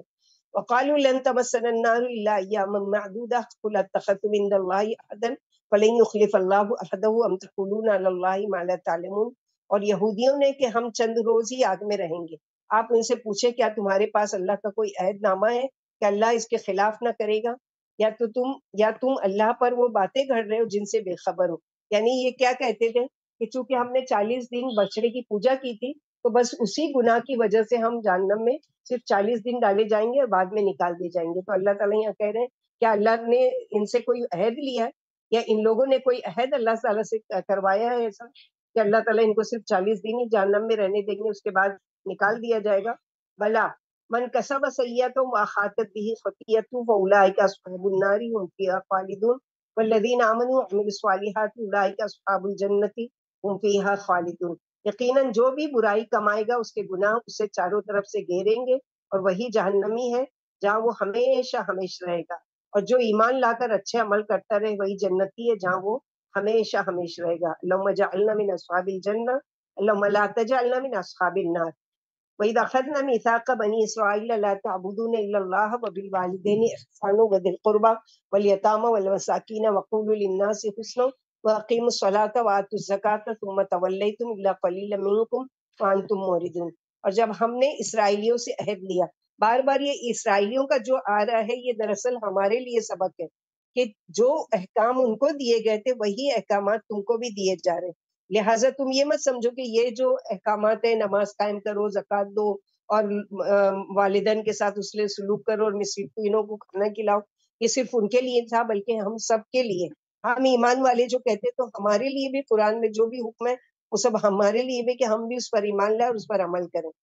اور جب ہم نے اسرائیلیوں سے عہد لیا کہ اللہ کے سوا کسی غیر کی عبادت نہ کرنا اور ماں باپ سے حسن سلوک سے پیش آنا اور رشتہ داروں، یتیموں اور محتاجوں کے ساتھ بھی اور لوگوں سے اچھی باتیں کرنا، نماز باقاعدہ وقت پر پابندی سے پڑھنا اور زکوٰۃ ادا کرتے رہنا، پھر چند لوگوں کے علاوہ تم اس عہد سے پھر گئے اور تم نے منہ موڑ لیا. یعنی اللہ کے احکامات پر سبھی نے منہ نہیں پھیرا بلکہ چند لوگ ہی مانے جن کے لیے اللہ تعالیٰ کی طرف سے ہدایت لکھی تھی یا جن کے دل میں ہدایت کی تڑپ تھی. اللہ تعالیٰ نے ان کو ہدایت دی کہ ان لوگوں نے اس باتوں کو مان لیا اور باقی سب نے کیا کیا؟ اس کا انکار کیا. وَإِذْ أَخَذْنَا مِيثَاقَكُمْ لَا تَسْفِكُونَ دِمَاءَكُمْ وَلَا تُخْرِجُونَ أَنفُسَكُم مِّن دِيَارِكُمْ ثُمَّ أَقْرَرْتُمْ وَأَنتُمْ تَشْهَدُونَ ثُمَّ أَنتُمْ هَٰؤُلَاءِ تَقْتُلُونَ أَنفُسَكُمْ وَتُخْرِجُونَ فَرِيقًا مِّنكُم مِّن دِيَارِهِمْ تَظَاهَرُونَ عَلَيْهِم بِالْإِثْمِ وَالْعُدْوَانِ وَإِن يَأْتُوكُمْ أُسَارَىٰ تُفَادُوهُمْ وَهُوَ مُحَرَّمٌ عَلَيْكُمْ إِخْرَاجُهُمْ أَفَتُؤْمِنُونَ بِبَعْضِ الْكِتَابِ وَتَكْفُرُونَ بِبَعْضٍ فَمَا جَزَاءُ مَن يَفْعَلُ ذَٰلِكَ مِنكُمْ إِلَّا خِزْيٌ فِي الْحَيَاةِ الدُّنْيَا وَيَوْمَ الْقِيَامَةِ يُرَدُّونَ إِلَىٰ أَشَدِّ الْعَذَابِ وَمَا اللَّهُ بِغَافِلٍ عَمَّا تَعْمَلُونَ أُولَٰئِكَ الَّذِينَ اشْتَرَوُا الْحَيَاةَ الدُّنْيَا بِالْآخِرَةِ فَلَا يُخَفَّفُ عَنْهُمُ الْعَذَابُ وَلَا هُمْ يُنصَرُونَ. اور جب ہم نے تم سے عہد لیا کہ خون نہ بہاؤ اور آپس والوں کو ان کے گھروں سے نہ نکالو تو تم نے اقرار کر لیا اور تم خود اس پر گواہ بھی بنے، پھر بھی تم آپس والوں کو قتل کر ڈالتے ہو اور اپنے ایک گروہ کو ان کے گھروں سے نکال باہر کرتے ہو، ان کے خلاف گناہ اور زیادتی سے دوسروں کی حمایت کرتے ہو. اور اگر وہ تمہارے پاس گرفتار ہو کر آ جائیں تو تم انہیں فدیہ دے کر چھڑا لیتے ہو حالانکہ ان کا نکالنا ہی تم پر حرام تھا. کیا تم کتاب کے بعض حکم پر تو ایمان لاتے ہو اور بعض کا انکار کرتے ہو؟ پھر تم میں سے جو بھی ایسا کرے گا اس کی سزا وجوز اس کے اور کیا ہو کہ ان پر دنیا میں بھی رسوائی اور قیامت کے دن بھی ہولناک عذابوں میں مبتلا کیے جائیں گے. اور اللہ تمہارے عملوں سے بے خبر نہیں ہے. انہی لوگوں نے آخرت دے کر دنیاوی زندگی خرید لی ہے، لہٰذا نہ تو ان کے عذاب میں تخفیف کی جائے گی اور نہ ان کی مدد کی جائے گی. تو خطاب تو بنی اسرائیل سے ہے لیکن ہمارے لیے بھی کہ ہمارے لیے بھی کیا ہے کہ قرآن کے ایسا نہیں ہے کہ بعض احکامات ہمارے لیے کرنا آسان ہے تو ہم اس کو کریں اور بعض احکامات جو ہم کو مشکل لگ رہے ہیں تو اس کو چھوڑ دیں. ایسا نہیں ہے. اللہ تعالیٰ یہاں پر ہی بتا رہے افَتُؤْمِنُونَ بِبَعْضِ الْکِتَابِ، کیا تم بعض حصے کو تو مان لیتے ہو، ایمان لے آتے ہو اور بعض جو تمہارے نفس کو اچھا نہیں لگتا اس کو تم چھوڑ دیتے ہو. تو ایسا نہیں ہے بلکہ ایسی چیز جو اللہ تعالیٰ کا حکم ہے لیکن اپنے نفس کو اچھا نہیں لگ رہا ہے اس کو بھی ماننا یہ بھی ایمان کا تقاضا ہے. وَلَقَدْ آتَيْنَا مُوسَى الْكِتَابَ وَقَفَّيْنَا مِن بَعْدِهِ بِالرُّسُلِ وَآتَيْنَا عِيسَى ابْنَ مَرْيَمَ الْبَيِّنَاتِ وَأَيَّدْنَاهُ بِرُوحِ الْقُدُسِ أَفَكُلَّمَا جَاءَكُمْ رَسُولٌ بِمَا لَا تَهْوَىٰ أَنفُسُكُمُ اسْتَكْبَرْتُمْ وَفَرِيقًا كَذَّبْتُمْ وَفَرِيقًا تَقْتُلُونَ. اور ہم نے موسیٰ علیہ السلام کو تورات دی اور ان کے بعد رسول بھی بھیجے اور ہم نے عیسیٰ ابن مریم کو روشن اور صاف دلیلیں دی اور انہیں روح القدس سے تقویت پہنچائی. پھر کیا جب کبھی تمہارے پاس رسول وہ حق لائے جسے تمہارا دل نہیں چاہتا تھا تم نے ایک گروہ کو تو جھٹلا دیا اور ایک گروہ کو قتل کر ڈالا. وقالوا قلوبنا غلف فلعنهم الله بكفرهم فقليلا ما يؤمنون. اور انہوں نے کہا ہمارے دل پردے میں ہے، نہیں بلکہ کفر کی وجہ سے اللہ نے ان پر پھٹکار ڈال دی ہے، اس لیے یہ چند لوگ ہی ایمان لائیں گے. ولما جاءهم كتاب من عند الله مصدق لما معهم وكانوا من قبل يستفتحون على الذين كفروا فلما جاءهم ما عرفوا كفروا به فلعنة الله على الكافرين. اور جب ان کے پاس اللہ کی طرف سے ایک ایسی کتاب آئی جو ان کے پاس والی کتاب کی تصدیق کرتی ہے جس کے آنے سے پہلے یہ خود کافروں پر فتح مانگا کرتے تھے، کہ جب ان کے پاس وہ آ گئی جسے انہوں نے پہچان بھی لیا تو اس کا انکار کر بیٹھے، اور ان بے ایمانوں پر اللہ کی لعنت و اللہ کی پھٹکار ہو۔ پھر سمجھتروا به انفسهم ان يكفروا بما انزل الله بغيا ان ينزل الله من فضله على من يشاء من عباده فباءوا بغضب على غضب وللكافرين عذاب مهين۔ اللہ کی طرف سے اتری ہوئی چیز کے ساتھ ان کا کفر کرنا بدترین چیز ہے، جس کے عوض انہوں نے اپنے آپ کو بھیج ڈالا صرف اس بات سے جل کر کہ اللہ نے اپنا فضل جس پر چاہا کیوں اتارا، لہٰذا یہ غضب پر غضب کے مستحق ہوئے اور کافروں ہی کے لیے ذلت والا عذاب ہے۔ یعنی اب تک تمام انبیاء بنی اسرائیل میں آتے رہے، اب اللہ سبحانہ و تعالیٰ نے یہ جو آنر تھا، یہ جو عزت تھی کہ بنی اسماعیل میں سے محمد صلی اللہ علیہ وسلم کو بھیجا، اس چیز کے یہ لوگ انکاری ہو گئے کہ چونکہ ہمارے نبی نہیں ہے، یہ ہماری قوم میں سے نہیں ہے، اس لیے ہم نہیں مانیں گے۔ تو اللہ تعالیٰ وہی کہہ رہے ہیں کہ کیوں اس چیز کا وہ کرتے ہو، یہ اللہ تعالیٰ کی چوائس ہے، اللہ تعالیٰ جسے چاہے نبی بنا کر جس قوم میں چاہے بھیجے۔ وَإِذَا قِيلَ لَهُمْ آمِنُوا بِمَا أَنزَلَ اللَّهُ قَالُوا نُؤْمِنُ بِمَا أُنزِلَ عَلَيْنَا وَيَكْفُرُونَ بِمَا وَرَاءَهُ وَهُوَ الْحَقُّ مُصَدِّقًا لِمَا مَعَهُمْ قُلْ فَلِمَ تَقْتُلُونَ أَنبِيَاءَ اللَّهِ مِن قَبْلُ إِن كُنتُم مُّؤْمِنِينَ وَلَقَدْ جَاءَكُم مُوسَىٰ بِالْبَيِّنَاتِ ثُمَّ اتَّخَذْتُمُ الْعِجْلَ مِن بَعْدِهِ وَأَنتُمْ ظَالِمُونَ۔ اور جب ان سے کہا جاتا ہے کہ اللہ کی اتاری ہوئی کتاب پر ایمان لے آؤ، تو کہتے ہیں ہم پر جو کتاب اتری ہے اس پر ہم ایمان لاتے ہیں، یعنی ہم کو جو دی گئی ہم اس کو مانتے ہیں، ہم قرآن کو نہیں مانتے، نعوذ باللہ۔ اور اس کے بعد آنے والی کتاب کے ہم کافر ہیں، حالانکہ وہ سچی ہے اور ان کے پاس والی کتاب کی تصدیق کرتی ہے۔ آپ کہتے ہیں اگر تمہارا پہلی کتابوں پر ایمان ہے تو تم نے پہلے نبیوں کو کیوں قتل کیا؟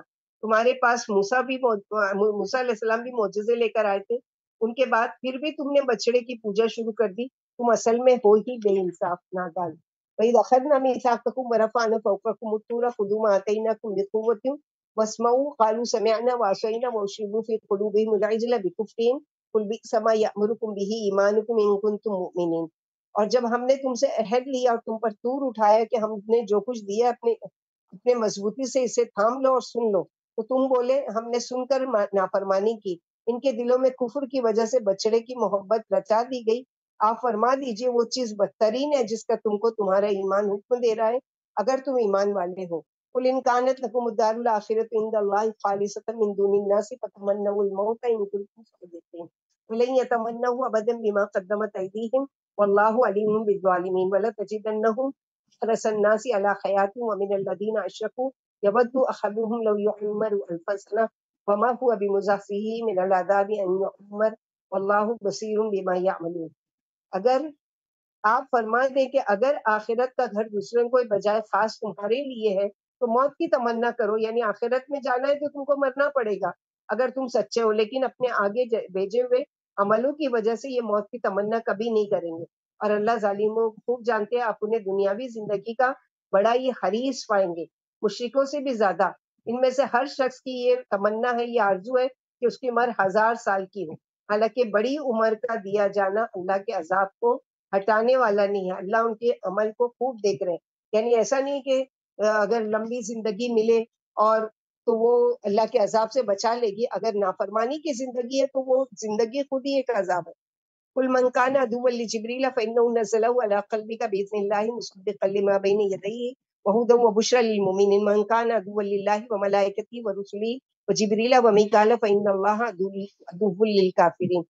آپ فرما دیجئے کہ جو شخص جبریل علیہ السلام کا دشمن ہے تو انہوں نے تو یہ قرآن اللہ کے حکم سے آپ کے دل پر اتارا ہے، جو اپنے سے پیشتر والی کتابوں کی تصدیق کرتی ہے اور ایمان والوں کے لیے ہدایت اور بشارت ہے۔ جو شخص اللہ کا، اس کے فرشتوں کا، اس کے رسولوں کا اور جبریل اور میکائیل کا دشمن ہو تو اللہ ایسے کافروں کا دشمن ہے۔ یعنی یہ یہودی کیا کہتے تھے کہ چونکہ اللہ تعالیٰ نے ہمارے پاس ہمیشہ کتاب بھیجی تو یہ چوتھی کتاب بھی ہمارے پاس لانا تھا، لیکن نعوذ باللہ جبریل علیہ السلام نے خیانت کی اور ہمارے نبی پر بھیجنے کی بجائے بنی اسماعیل کے نبی پر اتارا۔ تو اللہ تعالیٰ یہاں پر بتاتے ہیں اس کو دشمن مت جانو، وہ تو اللہ کے حکم سے اترتے اور اللہ کے حکم لے کر آتے ہیں۔ وَلَقَدْ أَنزَلْنَا إِلَيْكَ آيَاتٍ بَيِّنَاتٍ وَمَا يَكْفُرُ بِهَا إِلَّا الْفَاسِقُونَ أَوَكُلَّمَا عَاهَدُوا عَهْدًا نَبَذَهُ فَرِيقٌ مِّنْهُمْ بَلْ أَكْثَرُهُمْ لَا يُؤْمِنُونَ وَلَمَّا جَاءَهُمْ رَسُولٌ مِّنْ عِندِ اللَّهِ مُصَدِّقٌ لِّمَا مَعَهُمْ نَبَذَ فَرِيقٌ مِّنَ الَّذِينَ أُوتُوا الْكِتَابَ كِتَابَ اللَّهِ وَرَاءَ ظُهُورِهِمْ كَأَنَّهُمْ لَا يَعْلَمُونَ وَاتَّبَعُوا مَا تَتْلُو الشَّيَاطِينُ عَلَى مُلْكِ سُلَيْمَانَ وَمَا كَفَرَ سُلَيْمَانُ وَلَكِنَّ الشَّيَاطِينَ كَفَرُوا يُعَلِّمُونَ النَّاسَ السِّحْرَ وَمَا أُنزِلَ عَلَى الْمَلَكَيْنِ بِبَابِلَ هَارُوتَ وَمَارُوتَ وما يعلمان من أحد حتى يقولا إنما نحن فتنة فلا تكفر فيتعلمون منهما ما يفرقون به بين المرء وزوجه وما هم بضارين به من أحد إلا بإذن الله ويتعلمون ما يضرهم ولا ينفعهم لقد علموا لمن اشتراه ما له في الآخرة من خلاق ولبئس ما شروا به أنفسهم لو كانوا يعلمون ولو أنهم آمنوا واتقوا لمثوبة من عند الله خير لو كانوا يعلمون. بلا شبہ ہم نے آپ پر صاف صاف آیتیں اتاری اور بد کردار ہی ان کا انکار کر سکتے ہیں. یہ یہودی جب کوئی قول و قرار کرتے ہیں تو ان کی کوئی نہ کوئی جماعت اسے توڑ ڈالتی ہے، بلکہ ان میں سے اکثر لوگ بے ایمان ہیں.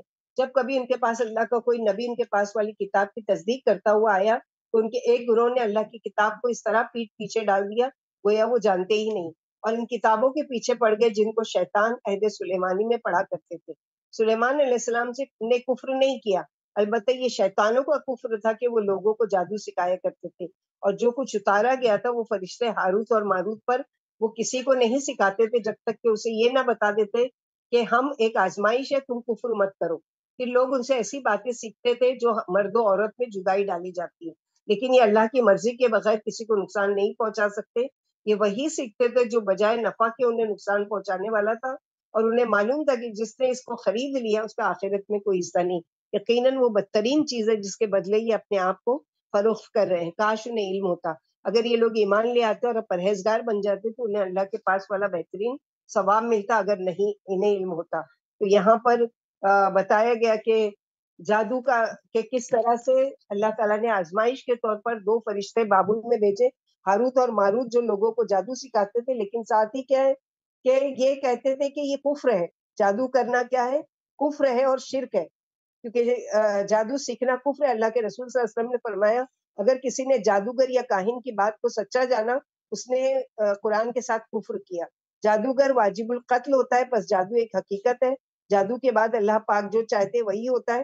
اس طرح نظر بد کا لگ جانا بھی برحق ہے. نبی صلی اللہ علیہ وسلم نے فرمایا نظر لگ جانا برحق ہے. اگر کوئی چیز تقدیر سے پہل کر سکتی تو وہ نظر ہوتی. جادو دور کرنے کے لیے معزتین بہت ہی نفع بخش سورہ ہے. صحیح حدیث میں ان جیسا کوئی عمل نہیں. اسی طرح شیطان کو بھگانے کے لیے آیت الکرسی اعلیٰ درجے کا، اور اس کے علاوہ سورہ بقرہ کی آخری دو آیتیں جن کسی مجنون پر بھی پڑھی جائے تو اللہ تعالیٰ اس کا جنون دور کر دیتے ہیں. یا ایھا الذین آمنوا لا تقولوا راعینا وقولوا انظرنا واسمعوا وللکافرین عذاب علیم ما یود الذین کفروا من اہل الکتاب ولا المشرکین ان ينزل علیکم من خیر من ربکم واللہ یختص برحمتہ من یشاء واللہ ذو الفضل العظیم. ایمان والو رعینا نہ کہو بلکہ انظر نہ کہو، یعنی آپ ہماری طرف بھی دیکھتے اور سنتے رہیں. اور کافروں ہی کے لیے دردناک عذاب ہے. اہل کتاب کافر اور مشرک یہ نہیں چاہتے کہ تم پر تمہارے رب کے پاس سے کوئی بھلائی اترے، اور اللہ اپنی رحمت جسے چاہتے ہیں خاص فرما دیتے ہیں، اور اللہ بڑے بھاری فضل والے ہیں.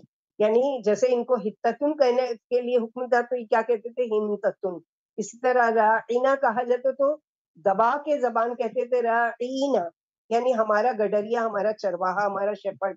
تو یہاں پر وہی منع کیا جا رہا ہے کہ ان کی طرح مت بنو تم مومنوں کو، کہ اللہ تعالیٰ سے اللہ کے رسول سے جب بات کروں تو کئی جیسے ہم بولتے ہیں نا ایکسکیوز می، یعنی اپنی طرف توجہ، تو لو سماعت یعنی ہماری سنیے، ہماری طرف دیکھیے. ماننسخ من آیت وننسها نأتی بخیر منها ومثلها الم تعلم ان اللہ علی کل شیء قدیر الم تعلم ان اللہ له ملک السماوات والارض وما لکم من دون اللہ من ولی ولا نصیر. جس آیت کو ہم منسوخ کر دیں یا بھلا دیں تو اس سے بہتر یا اس جیسی اور لے آتے ہیں. کیا آپ کو معلوم نہیں کہ اللہ ہر چیز پر قدیر ہے؟ کیا آپ کو خبر نہیں کہ آسمان و زمین کی بادشاہت اللہ ہی کے لیے، اور اللہ کے سوا تمہارا نہ کوئی حمایتی اور نہ کوئی مددگار. تو تفسیر کے اس میں ڈیٹیل سے ہے کہ قرآن میں کون کون سی آیتیں اور کتنی قسمیں ہیں.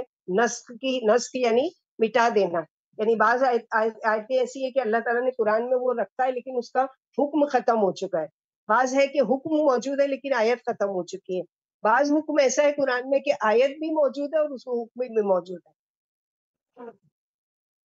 ام تريدون ان تسلوا رسولكم كما سئل موسى من قبل ومن يتبدل الكفر بالایمان فقد ضل سواء السبيل. کیا تم بھی اپنے رسول سے وہی سوال کرنا چاہتے ہو جو اس سے پہلے موسیٰ علیہ السلام سے کیا گیا تھا، اور جو کفر سے ایمان کو بدل ڈالے گا وہ سیدھی راہ سے دور ہٹ گیا. ود کثیر من اہل الکتاب لو یردونکم من بعد ایمانکم کفارا حسدا من عند انفسہم من بعد ما تبین لهم الحق فاعفوا واصفحوا حتی یأتی اللہ بامرہ ان اللہ علی کل شیء قدیر. واقیموا الصلاۃ وآتوا الزکاۃ وما تقدموا لانفسکم من خیر تجدوہ عند اللہ ان اللہ بما تعملون بصیر۔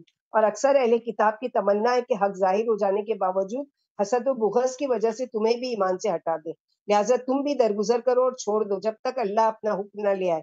بلا شبہ وہ ہر چیز پر قادر ہے، نماز کے پابند رہو، زکوٰۃ دیتے رہو، اور تم اپنے لیے جو بھی نیکی بھی مرنے سے پہلے بھیجو گے اسے اللہ کے پاس پاؤ گے، بلا شبہ اللہ تمہارے عملوں سے خوب خبردار ہے۔ تو یہ جو قرآن کا پڑھنا پڑھانا یہ بھی ایک ایک لکھا جا رہا ہے اس دن کے لیے، اس کا بہترین بدلہ اللہ تعالیٰ قیامت کے دن دیں گے کہ ایک ایک چیز کو، ایک ایک نیکیوں کو ضائع نہیں کیا جائے گا اللہ کے وہاں۔ شرط یہ ہے کہ یہ نیت ہو کہ خالص کہ ہم کو اللہ سبحانہ و تعالیٰ کی رضا کے لیے کام کرنا ہے۔ وقالوا لن يدخل الجنة الا من كان هودا او نصارى تلك امانيكم قل هاتوا برهانكم ان كنتم صادقين بلى من اسلم وجهه لله وهو محسن فله اجر عند ربه ولا خوف عليهم ولا هم يحزنون۔ وقالت اليهود ليست النصارى على شيء وقالت النصارى ليست اليهود على شيء وهم يتلون الكتاب كذلك قال الذين لا يعلمون مثل قولهم والله يحكم بينهم يوم القيامة فيما كانوا فيه يختلفون۔ ان کا کہنا ہے کہ جنت میں یہودی اور عیسائیوں کے سوا کوئی اور نہیں جائے گا، یعنی مسلمانوں کے اتنے پکے دشمن تھے کہ کہتے تھے کہ صرف عیسائی اور یہودی، یعنی وہ عیسائی بھی ہماری بنی اسرائیل میں سے وہ جائیں گے اور ہم جائیں گے، مسلمان نہیں جائیں گے۔ یہ ان کی تمنائیں ہیں۔ آپ فرما دیجئے اگر سچے ہو تو دلیل لاؤ، کیوں نہیں جس سے اپنی ذات خلوص سے اللہ کے تابع فرمان کر دی اسی کے واسطے اس کے رب کے پاس پورا پورا ثواب ہے، اور نہ انہیں کوئی خوف ہوگا اور نہ وہ غمگین ہوں گے۔ اللہم جعلنا منہم۔ یہودیوں نے کہا عیسائی کچھ بھی نہیں، اور عیسائیوں نے کہا یہودی کچھ نہیں، حالانکہ سب اللہ کی کتاب پڑھتے ہیں۔ اس طرح جاہلوں نے بھی انہیں جیسی باتیں کی، سو اللہ قیامت کو ان کے اختلاف کا فیصلہ کرے۔ دنیا میں وہ صحیح ہے، میں غلط ہوں، میں صحیح ہوں، وہ غلط ہے، یہ ہمیشہ جھگڑا چلتا رہے گا یہاں تک کہ اللہ تعالیٰ قیامت کے دن کیا کریں گے، اس بات کا فیصلہ کریں گے۔ ومن ازلم ممن منع مساجد اللہ ان یذکر فیہا اسمہ وسعی فی خرابها اولئک ما کان لهم ان يدخلوها الا خائفین لهم فی الدنیا خزی ولهم فی الآخرۃ عذاب عظیم۔ پھر اس سے بڑھ کر کون ظالم ہوگا جو اللہ کی مسجدوں سے روکے کہ ان میں اس کے نام کا ذکر کیا جائے، یعنی مسجدیں کس کی ہے؟ اللہ کی ہے۔ سنی کی مسجد، اہل حدیث کی مسجد، اور جماعتی مسجد، اور اس کی مسجد اس کی مسجد، کوئی نام نہیں، صرف اور صرف اللہ کا گھر، اللہ کی مسجد، اللہ کا نام۔ تو اللہ تعالیٰ یہاں پر کہ اس کے نام کا ذکر کیا جائے، یہ اصل مقصد ہے، اور ان کی بربادی کی جد و جہد کرے۔ ایسے لوگوں کو یہی لائق ہے کہ وہ ان مسجدوں میں ڈرتے ہوئے جائیں، دنیا میں انہی کے لیے بڑی رسوائی اور آخرت میں سخت عذاب ہے۔ یعنی ہے تو اللہ تعالیٰ کا گھر، لیکن تم نے کیا کیا، اس کو اپنے اپنے ناموں سے منسوب کیا، یہ کبیرہ گناہوں میں سے ہے۔ وَلِلَّهِ الْمَشْرِقُ وَالْمَغْرِبُ فَأَيْنَمَا تُوَلُّوا فَثَمَّ وَجْهُ اللَّهِ إِنَّ اللَّهَ وَاسِعٌ عَلِيمٌ۔ مشرق و مغرب اللہ ہی کی ہے، پھر جس طرف تم اپنا منہ پھیرو اسی طرف اللہ کو پاؤ گے۔ یاد رکھو اللہ فراخی والے اور خوب جاننے والے ہیں۔ وقالوا اتخذ اللہ ولدا سبحانہ بل له ما فی السماوات والارض کل له قانتون بدیع السماوات والارض واذا قضى امرا فانما یقول له کن فیکون۔ انہوں نے کہا اللہ کی اولاد ہے، وہ تو اس سے پاک ہے، بلکہ آسمان و زمین کی ہر چیز اللہ ہی کی ہے، ہر چیز اس کی اطاعت گزار ہے، وہی زمین آسمان کا ایجاد کرنے والے ہیں۔ جب وہ کسی کام کا فیصلہ کر لیتے ہیں تو صرف کن کہتے ہیں، پھر وہ ہو جاتا ہے۔ یعنی اللہ سبحانہ و تعالیٰ کو کوئی لمبی چوڑی فوج بلانا اور کوئی بڑے لشکر کو لانا اور وہ کرنے کے لیے پلاننگ کرنے کی ضرورت نہیں ہے۔ اللہ کے دو لفظ کن سے پوری دنیا کائنات کے سارے کام ہوتے ہیں۔ وقال الذين لا يعلمون لولا يكلمنا الله او تاتينا آية كذلك قال الذين من قبلهم مثل قولهم تشابهت قلوبهم قد بينا الآيات لقوم يوقنون۔ جاہلوں نے کہا اللہ ہم سے بات کیوں نہیں کرتا، یا ہمارے پاس کوئی نشانی کیوں نہیں لاتے۔ اسی طرح انہیں جیسی بات پہلوں نے بھی کہی تھی، یعنی ابھی جیسے ہم لوگوں نے پڑھا بنی اسرائیل نے، ان کے دل ایک جیسے ہو گئے، ہم یقین کرنے والوں کے لیے آیتیں کھول کھول کر بیان کرتے ہیں۔ انا ارسلناک بالحق بشیرا ونذیرا ولا تسألوا عن اصحاب الجحیم۔ بلا شبہ ہم نے آپ کو بشارت دینے والا اور چوکنا ڈرانے والا اور سچا نبی بنا کر بھیجا، آپ سے جہنمیوں کے بارے میں پوچھا نہیں جائے گا۔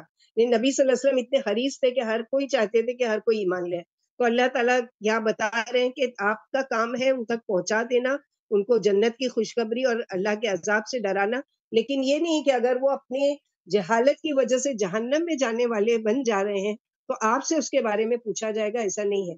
وَلَن تَرْضَىٰ عَنكَ الْيَهُودُ وَلَا النَّصَارَىٰ حَتَّىٰ تَتَّبِعَ مِلَّتَهُمْ قُلْ إِنَّ هُدَى اللَّهِ هُوَ الْهُدَىٰ وَلَئِنِ اتَّبَعْتَ أَهْوَاءَهُم بَعْدَ الَّذِي جَاءَكَ مِنَ الْعِلْمِ ما لك من دون الله من ولي من الله من ولي ولا نصير الذين آتيناهم الكتاب يتلونه حق تلاوته اولئک یؤمنون به ومن یکفر به فاولئک هم الخاسرون.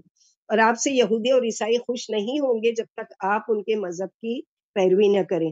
آپ فرما دیجئے کہ اللہ کی ہدایت ہی ہدایت ہے. اگر آپ کے پاس علم آ جانے کے بعد آپ ان کی خواہشوں کی پیروی کریں گے تو اللہ کے عذاب سے آپ کا نہ کوئی حمایتی ہوگا اور نہ مددگار. جن کو ہم نے کتاب دی اور وہ اسے پڑھ کر اس کی تلاوت کا حق ادا کرتے ہیں یہی اس پر ایمان رکھتے ہیں اور اس کا انکار کرنے والے خسارے میں ہیں.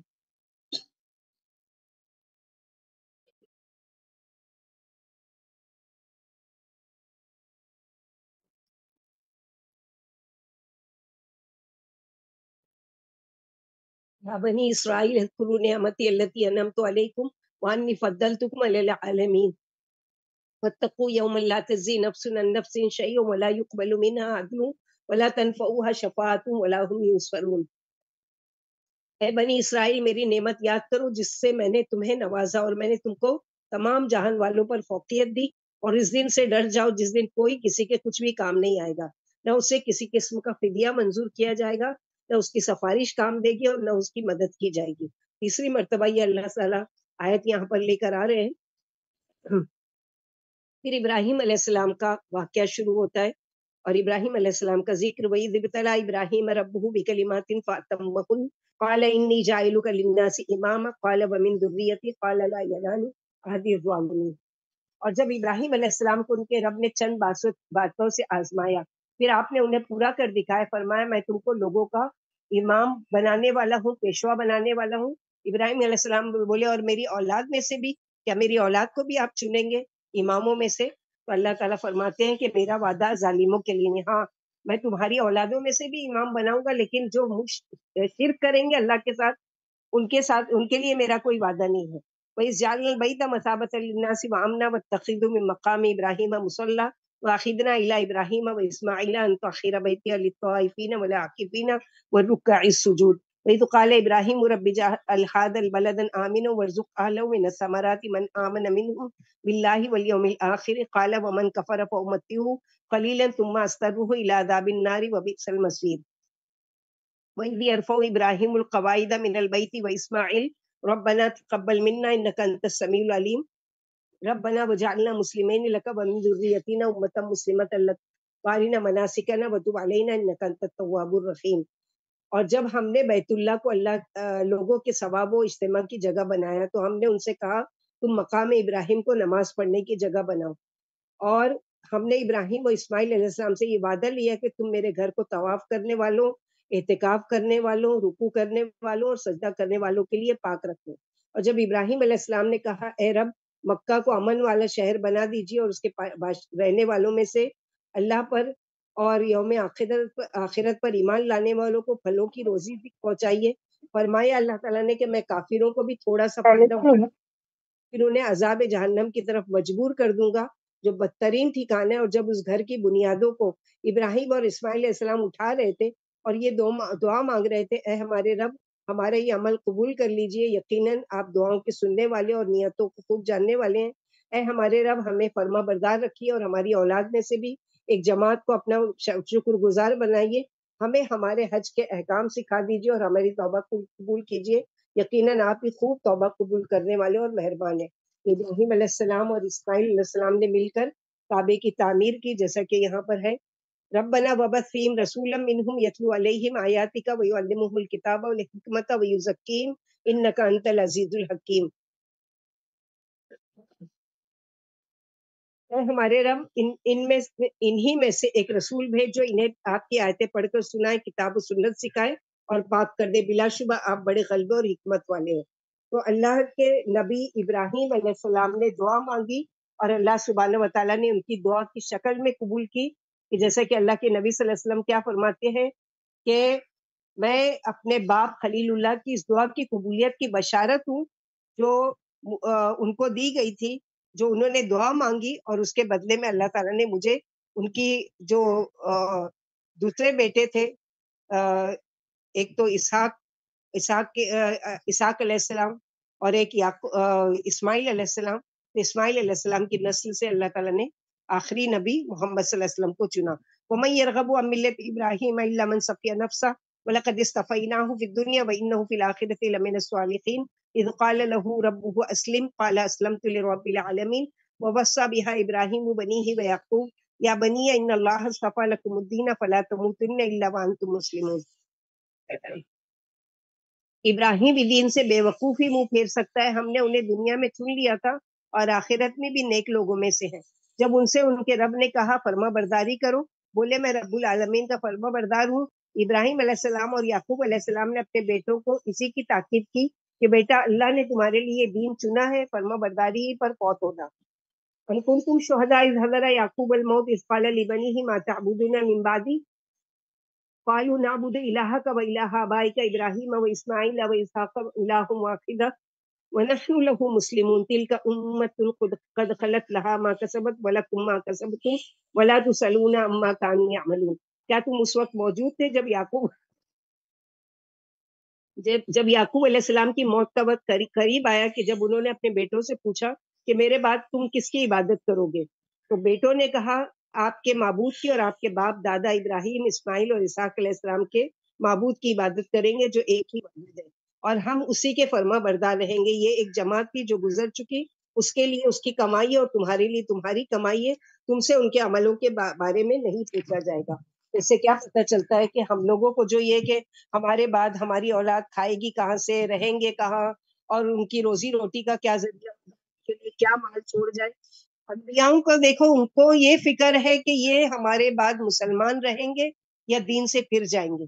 تو اس چیز کی فکر کے اپنی اولاد میں توحید کی دعوت کو عام کرنا، اپنی اولاد کو توحید پر مضبوط کرنا ہے کہ مرنے کے بعد بھی وہ کیا کریں، ایک اللہ کی عبادت کریں اور اللہ کے ساتھ کسی کو شریک نہیں کریں.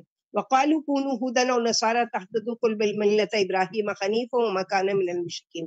ان منافق مشرکوں نے کہا یہودی یا عیسائی بن جاؤ، راہ پا جاؤ گے. آپ کہہ دیجئے نہیں، بلکہ ہم ابراہیم مذہب پر ہیں جو ایک اللہ کو ماننے والے تھے اور مشرکوں میں سے نہیں تھے.